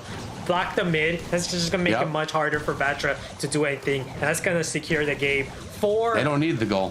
For losers, yeah, they don't need it. Yep, all they gotta do is keep it right there, keep the ball on the wrong side of the field, and it's gonna be a win right here for losers. Really impressive. I love the changes right here. And you're right, that Sandstorm, you know, it does a nice job really just being able to cover the whole center, get you that invisibility and that protection, and then have someone dropping those sprout shots makes a big difference. They look good right there, losers. Yeah, definitely. That change, you know, VatraGaming taking over with Sprout. I love that they were, you know, they were aware of that. They knew that, hey, we had Sprout, we had the counter, we can do better, right? And not only that, knowing Rosa was the weak suit, right? We were talking about how Rosa was struggling like all 3 lanes against that matchup. So making that adjustment, right? Switching out Rosa, having someone else play Sprout. Those are key adjustments. Very good, you know, teamwork and just awareness by No You Esports. I agree with you there. Now, Vatra had a little glimpse of greatness right there. They looked really good in the first round of this set. And then we had losers look really good in round 2. Now, if we're sticking with the trend from the first set, it would be round 1 going Vatra, round 2 and 3 going losers. Will it follow that suit? I mean, losers looked really good right there. It feels like they made a plan, they executed on their plan, they played their brawlers well, and they came through with the win. I feel like it's their own round to lose right here. Unless if comps are completely switched up on both sides, then it's completely different. But I don't get the feeling that that's going to happen. Yeah, one thing we don't really see Vatra run much are like aggro comps with like utilization of tanks. We don't really see them. And I feel like that kind of hurts them a lot, right? Like you can be like the best control type of team, but if you don't run these other comps, it really limits what you can do. And the reason it hurts you is because it makes you predictable. This is why you got countered by Sprout, because they knew that you were gonna run these brawlers, right? So what's the best, you know, brawler to run against like a Sprout comp? Well, adding in a tankier brawler, right, like a Rosa or Jackie is an option that would work out great against Sprout. Edgar. Okay, maybe Edgar. Mortis, don't forget about Mortis, another great aggro brawler. But they don't play that way, as you mentioned. They don't play with that aggressive style. And right now, hey, look, that's what we're seeing. Now we're seeing it for the first time. Double tank. Poco double tank. That's what I meant. This is what we want to see. But look at this. You have tank killers. Unfortunately for them, losers one step ahead with triple tank killers. Oh my God. Yeah, and you know, and Jaws can sneak this in right here. Mitsuya just. Okay, I thought Jaws was going to take a quick look. Yeah. But if I'm Vatra, this is where experience will tell you that don't worry. Even if you're countered by these guys, they're going to have a hard time scoring with this type of controlled comp. You having Poco double tank, you can definitely make your way. And as I'm saying, that just somehow finds a way to score that. Wow. Snuck it in with the super shot. Wow. Yeah. Crazy. Now they have to run their control, which I feel like they can do. Uh-oh, Mitsuya. Okay, now Steven's going to just try and work this up a little bit. Okay. Looks like Angel U is super low right there, but Steven's doing a good job protecting that ball while his teammates respawn. Angel U getting up there for that little beatdown that Rose is going to hand, and we got Togi healing him up along the way. It all comes down to Togi being able to continuously keep those tanks up, and right now Angel U. Mitsuya, he's going to go in with the heal. He's going to stay alive. Togi's gotta be careful. Oh, look at VatraGaming! Oh, he was one hit away from okay, there we go. There's the kill, but Mitsuya's gonna be trapped and taken out. No Rosa in play, so still though, there's time. There's 50 seconds, but you know, at this point, even if Vatra finds a way to score, it's still gonna be difficult for them in overtime to deal with the B, Spike, and Rico. Oh, we're gonna see if it's gonna make it that far. 37 seconds left. If I'm losers, I want to advance that ball a little bit, at least into that crevice. Uh-oh. There we go. VatraGaming needs to get a shot right there on Jackie. Nice. Oh, there we go. Man. Now, 20 seconds left. We are most likely going to be seeing some overtime here. I don't want to speak too soon, but we're If going I'm to see. Vatra, I'm going to take advantage of this 12 seconds before these walls go down. This is your opportunity. And that's it, perfectly executed. Pass it to Angel. Pass it to Angel. There you go. And then there's a score with just 2 seconds left. Wow, Echo. Wow. They took advantage. They only had 15 seconds until overtime. Remember what I said? If this game went to overtime, it would have been a completely different story. Without walls, B's just going to constantly chain her super off you, slow you down. They got a spike. That was really well played by No You Esports. I mean, what's it? Vatra, you called Vatra predictable, and then they come through Right. with what you would not predict. Let's bring back This is Inver and what I see what he wanted to thought see. about that. I love it. Look, and that's what we all want to see. We want to see a match. We don't want to see blowouts. We want to see these teams come back. That is their first set win here in the ESL Mobile Challenge. Not they've got so talk Echo. You talk about taking that first step. First step was winning a round. They did that. Second step is winning a set. Now we'll see if they can take the whole match or if the losers are going to be able to strike back. I said if there was any match that we were going to see VatraGaming come back on, make a stand, it's going to be here on Brawl Ball. Having this one single objective to play around really can help these teams focus up on that. And I think that's part of the reason why we do see teams that may not have always, you know, if they're struggling in a match, Brawl Ball is a great point to reset because you just have to focus on your one single win condition, just getting the ball in the net. I think the compositions were a ton of fun. I think, again, a lot of different players had these individual pop-off moments. I think the Sprout play was just so much fun to watch. I think Jaws as well overall, yeah, had some stellar team play there, had some really good play overall, but props to the tenacity Echo from Vatra. Okay, that was fun. But the tenacity they showed was fantastic. No, and it was this composition as well. I mean, as Ash was saying, they're a control type team, and then with the last thing you're expecting is a Poco double tank to come through, and that's what they came through with. Right. And I mean, it was fun to watch, and I love when they switch up their compositions to something so different like this. It's part of the reason why I love teams playing tanks. Ash, we got stats again. Yeah, 27 kills by Vatra here. Over 200,000 damage and recovery. That's a lot of recovery. 124,000 is probably because of the healer, right? You'd think so. You'd think so. Good point. Let's take a look. All right, we're gonna get Yeah, through this look quick at that. because Double the heal, but losers dealing a lot more Way more damage. kills. Absolutely. And I'm just gonna get out of here, guys, because the match is starting. Take it away. It's Hot Zone, Ring of Fire, and right here you have to, well, you have to hold it down. And there is one Hot Zone. Check this out, Leon, with that invisibility. Catch. They're both using it. Yeah, but losers taking it. Is Angel you popping off with his Rico and then healing back with the bouncy castle? Gonna give him control, but look at Steven. Invisible, nice kill. And I love what Steven's doing, getting in the bushes here to take it down that gadget. He still needs one more. He's gonna take out Togi. But still, he got what he wanted, got the kill. And now Angel Yu now has to put all his attention to Steven. Is he gonna be able to take a, whoa, nice heal by Steven to get out of there with the Invisi heal. And now he might be able to get back in. Angel Yu wants to use his super, but he needs a good opportunity to do so as he's struggling, goes for the Piper.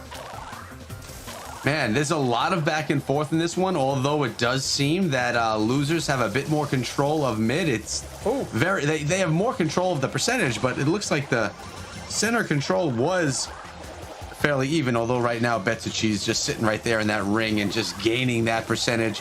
Jaws coming through as well. Taking down Mitsuya. Nice shot right there by Jaws. Betsuchi's needs to be careful.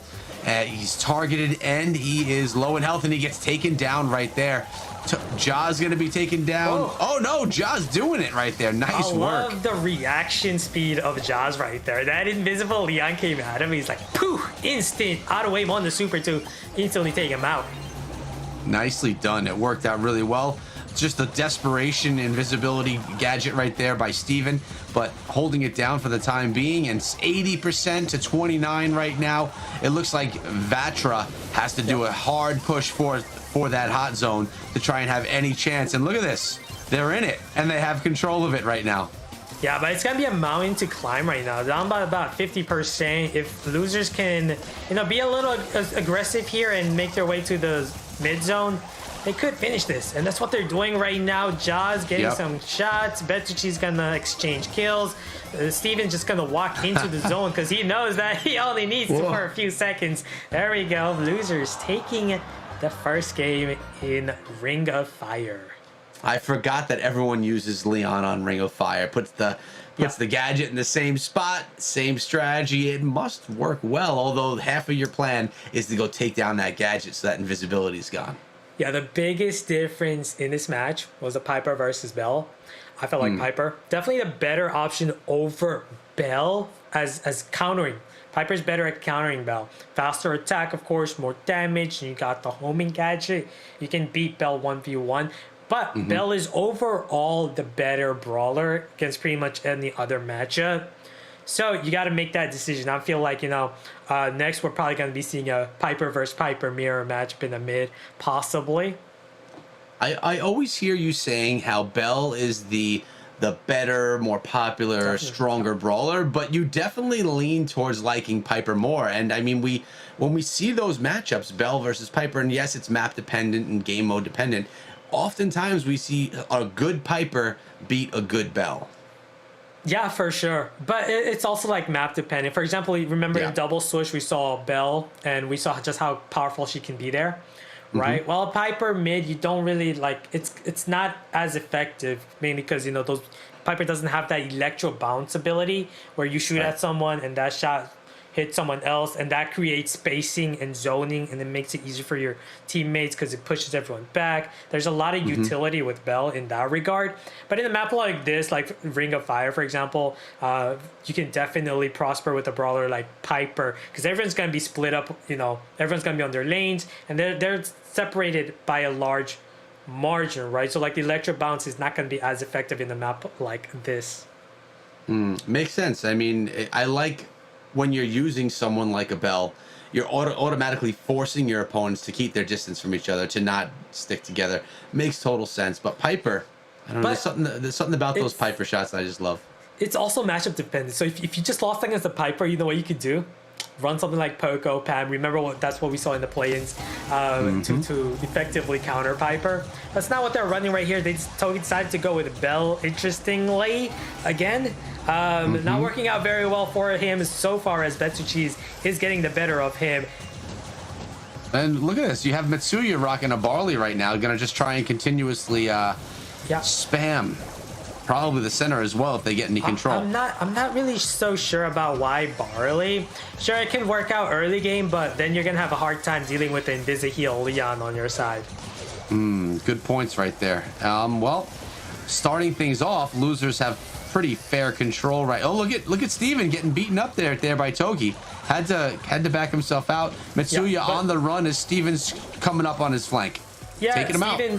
Great job with the flank coming in from behind. That's exactly what you want to do as many times as you can if you're an aggro brawler.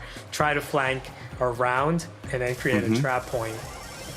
I don't know. Vatra doing a decent job holding down the middle right now. Togi staying up, maintaining that control, and as I say that, getting taken down, but did place that trap right there in the center of the map. Yeah, much of it has to do with Angel U's dominance on the left side as a Rico. Like, you see the choke point on the left, right? There's only 2 tiles. It's impossible for a Terra to get through there against a Rico, right? And that's where Terra is struggling, and that allows Angel U to then double team the mid, helping Togi out a bunch. Yeah, Terra's trying to sneak her way in there, getting stuck in that trap momentarily, but Mitsuya running through as well, so it looks like, I feel like it's going to be, the tables are going to turn again once, now that Steven does have his super, he can't go invisible and take any of these brawlers out. He's going to opt to not do that yet because he did get targeted by Bell's super. But watch Steven. He's going to make his way. He's going invisible, and he did get shot by Angel U. That revealed his position, and that allowed Togi to quickly finish him off. Nice homing gadget shot by Betucci to win that side. And now again, Betucci's kind of popping off right now. This could be it. This could be the change that you were just talking about right now. Steven needs to get some work done versus Angel U. Betsuchi's trying to help him out as well. Togi getting some shots in. Jaws is going ham as well, but getting taken down by Mitsuya with that splash. Yeah, so it's definitely a back and forth right here. It's going to come down to whether Betsuchis can pop off right here. One shot. Betsuchis got to hit them all now. Nope, not going to be enough. As No time. Vatra No time. gonna be able to take it. Yep, no time. Ran out of time right there as Vatra took 100% of that zone. Taking each of these sets to the third round, making each one go to the end, and that's what's going to be happening here as well. Definitely a back and forth, two for this team, one for that team, making it definitely exciting. You know, Vatra really showing that they do have something to give right here, as they, you know, they're pretty impressive back and forth. Yeah, each round, I feel like I'm saying that about the opposite team. For sure. I was kind of critical about the Barley pick, but hey, it worked out great. It was a great counter to the Leon gadget, quickly taking it out and then preventing Leon from making his way through that choke point, right? And on the left side, it was perfect. Perfect for Angel U. That 2-tile choke point, it was impossible for the Terra to get through. She had to keep popping her gadget, but I just kept, you know, becoming a waste. And then Togi, even though not the best matchup for him against Piper, still did a great job holding his own, holding that fort at the middle. So what was the brawler that just brought that one home for Vatra? I felt like it was multiple factors. First, Rico being on the optimal side against Terra. Obviously, you're going to have that advantage, the range, and the ability to just constantly block the Terra. And on the right side, we had Barley, right? Barley preventing Leon from making his way forward and also taking out the gadget. So there's multiple things that they did right. I think that Barley being part of that did do a nice job. Now, it could have been replaced by multiple different throwers as well. But having a thrower in there, just kind of sticking behind that wall, being able to make it messy for whoever's trying to get in the middle, taking out a gadget that may be hiding behind the wall. I think it worked out really well. Definitely. We might see Surge now. Now, Surge could be a great answer against Rico, triple tap him, or, you know, take out Barley, teleport through the wall, take him out. So you got options. Not only that, maybe like brawlers like Griff open up walls.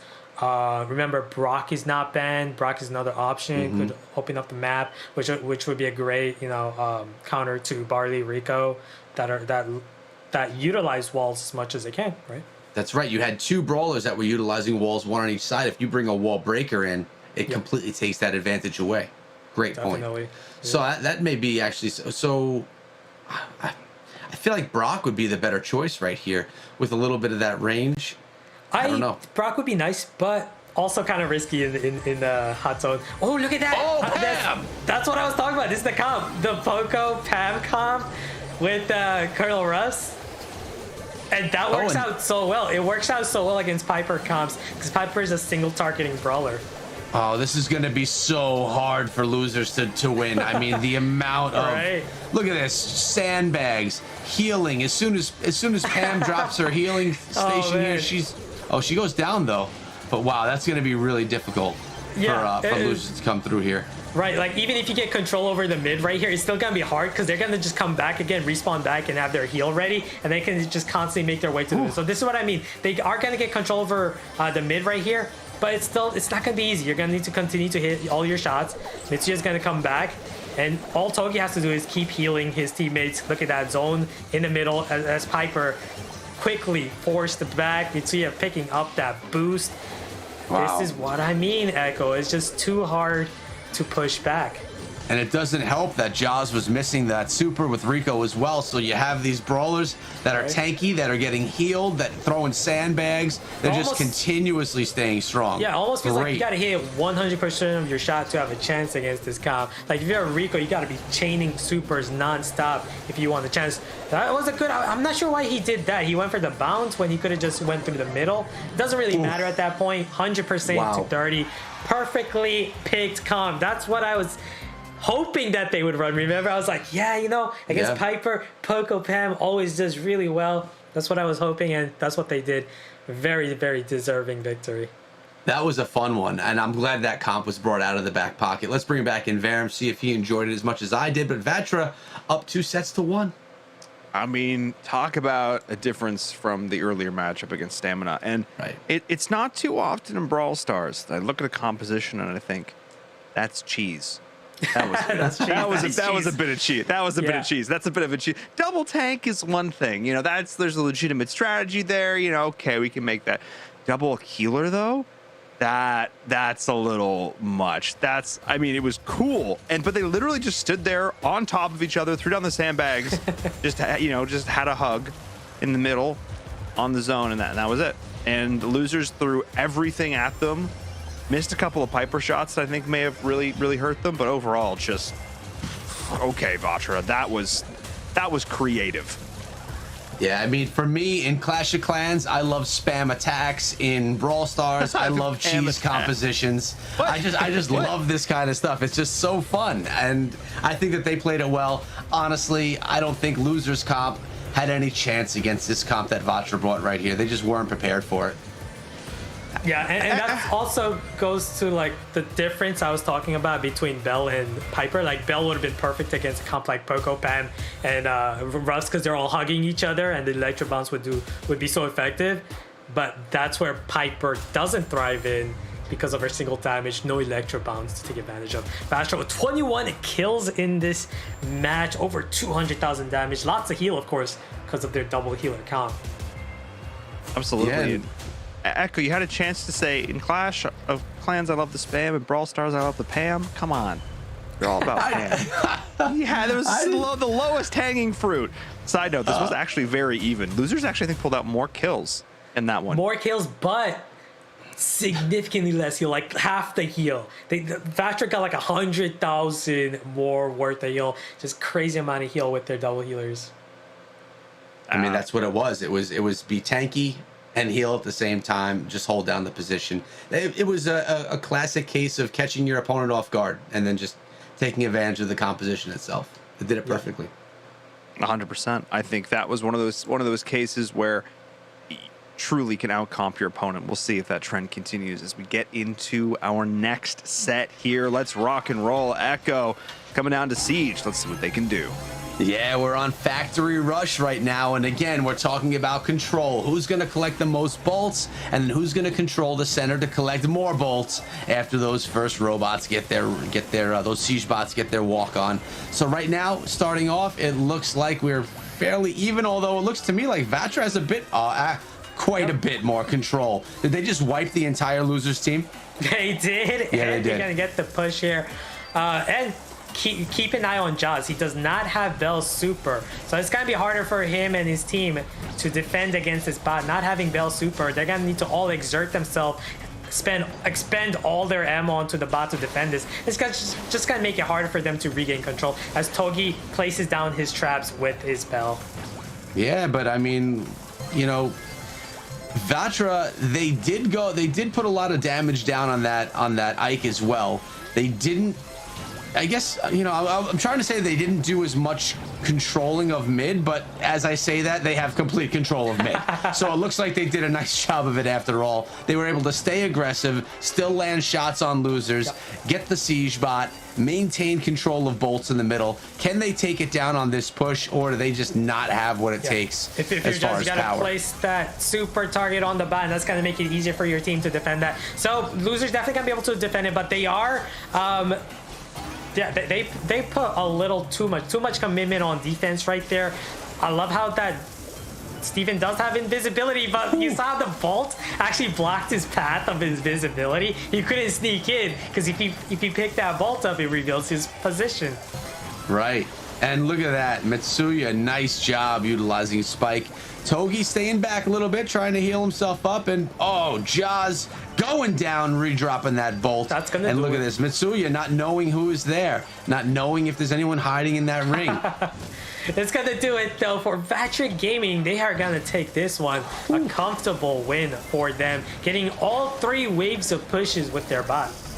Making it look I mean, when it goes well, it really looks like it's easy to do. But then when it doesn't go well, it looks just so hard. And it looks like they are not going to get down the Ike, but they only just tickled the Ike. They didn't take it down completely, but they were able to pull in the win right there. Vatra is only one round away from winning the entire match and doing a turnaround from what we saw earlier in the night where they got completely swept. So it honestly feels like we're watching a different team.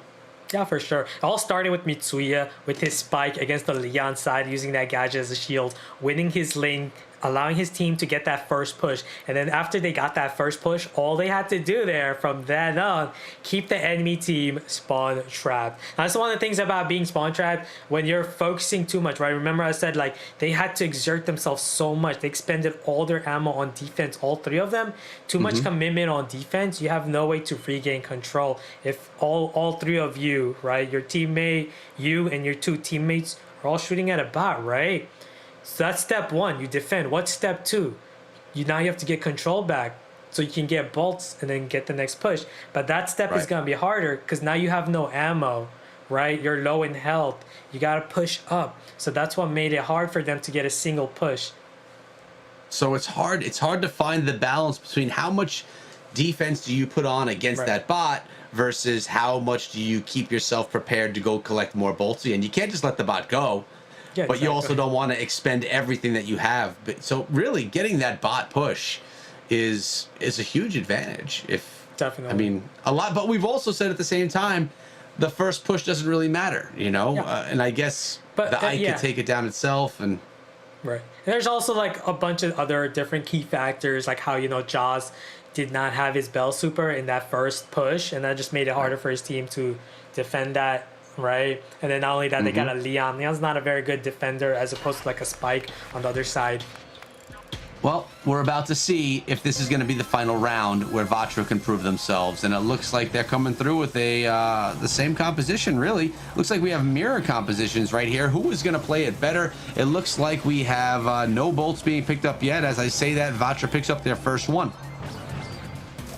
Yeah, looking at it, remember that first push is very important as Vatra manages to do so. They managed to get that first push, and keep an eye on Steven now. He's using Bell. He does not have his super with Bell, meaning it's going to be a lot harder. Even if it's a level 1 bot, it's going to be hard to take it down comfortably. Stu's not a very good defender. Same with Bell without that super. And as you can see, Vatra doing an excellent job utilizing that first push to maintain control over the mid. Yeah, I mean, I think that's the biggest highlight. Only 4% taken off the Siege bot, off the Ike, but not the Siege bot, off the Ike, but they have complete control of mid. Now, is someone hiding in the bush? No, he's not. I thought Stu was hiding in the bush, but he actually was just respawning. So right now, again, Vatra's going to get a second push. Only 2 bolts are being held by losers. And Steven is going to grab that one with hopes that he's going to be able to grab. Oh, he almost got taken down. No, that's big. He's got his super. He's got the super with Bell, and that's going to make it much easier. So as you can see the difference, look at how quickly this level 5 bot is getting melted. Quick melt. But again, remember what we talked about in the previous game? Commitment, over-commitment on defense. Now you got to work on getting control back, getting that final push. And it's tied up on bolts. Steven goes down. You have Togi being able to step up, grab 1, 2. Let's make that 3 bolts right there just from Togi alone. You have Jaws on the left-hand side. It's 8-3, 9 seconds left. This looks like Vatra, Ash, is going to prove themselves worthy of being picked up by VatraGaming Gold, and they're going to be able to win this one right here. Again, all 3 waves in their favor in Siege, even with a mirror comp. This was really impressive of Vatra. It looks like Siege may be their game of expertise as they're going to be pulling in the victory right here. They're early on in the night. They didn't look so hot, but they looked very good here as our final match of the evening, as Vatra takes down losers, and now losers are, well, they've actually lost. Let's bring back in Verum. How you feeling, man? Vatra, they stood their own. They took one step at a time. They must have been listening. They must have. Put one foot in front of the other.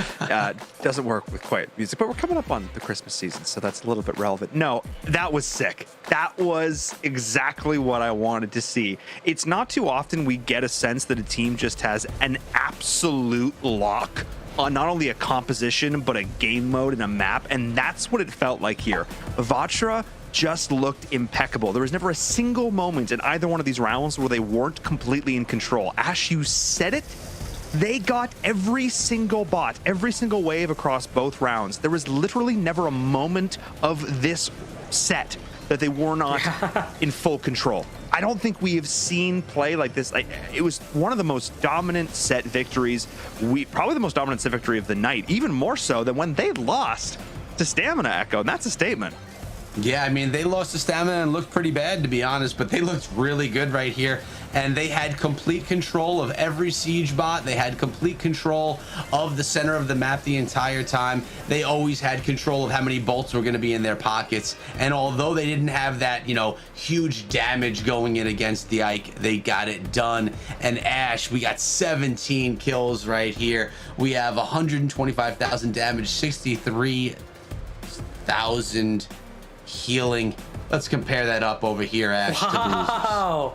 That's a huge difference. Only 7 kills compared to 17. Just goes to show the complete dominance of Vatra in this set.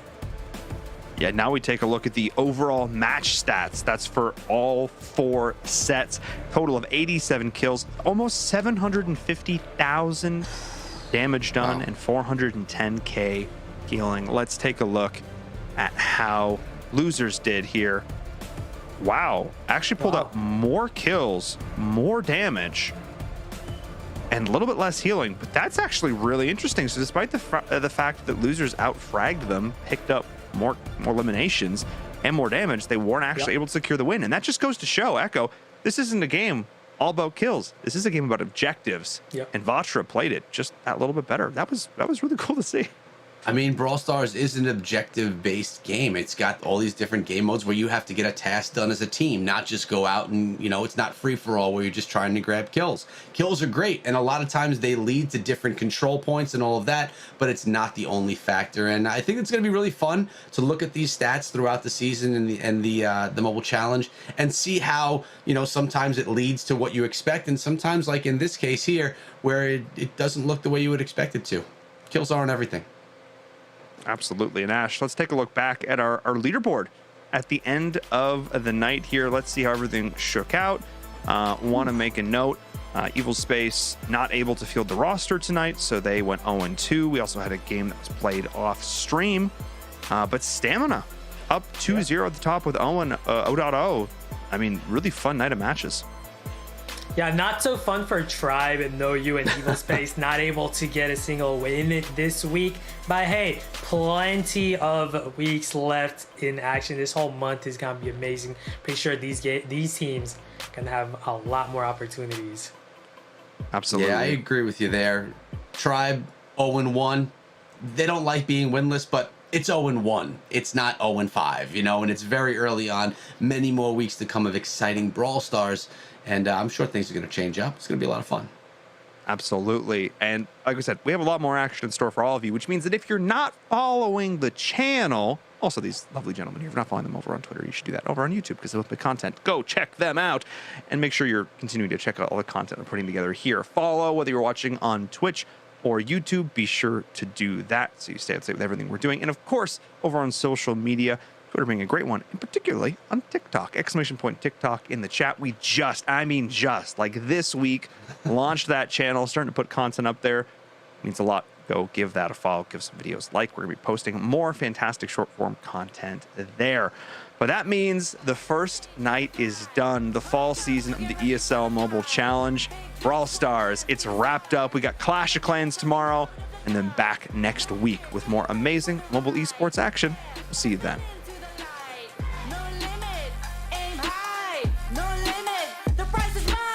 Step out as a motivator, let them know that the weight's up. That's how we know when we level up. Ay, that's how we know when we level up. Level up. All we know about level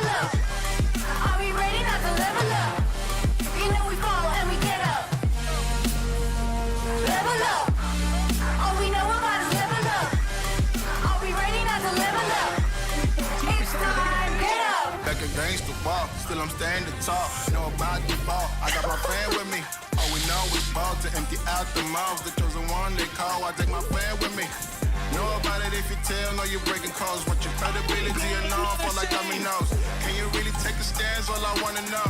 Need me a real one when it's time to go. Step in, elevator. This is to all the haters. That's all we know when we level up. Yeah, that's all we know when we level up.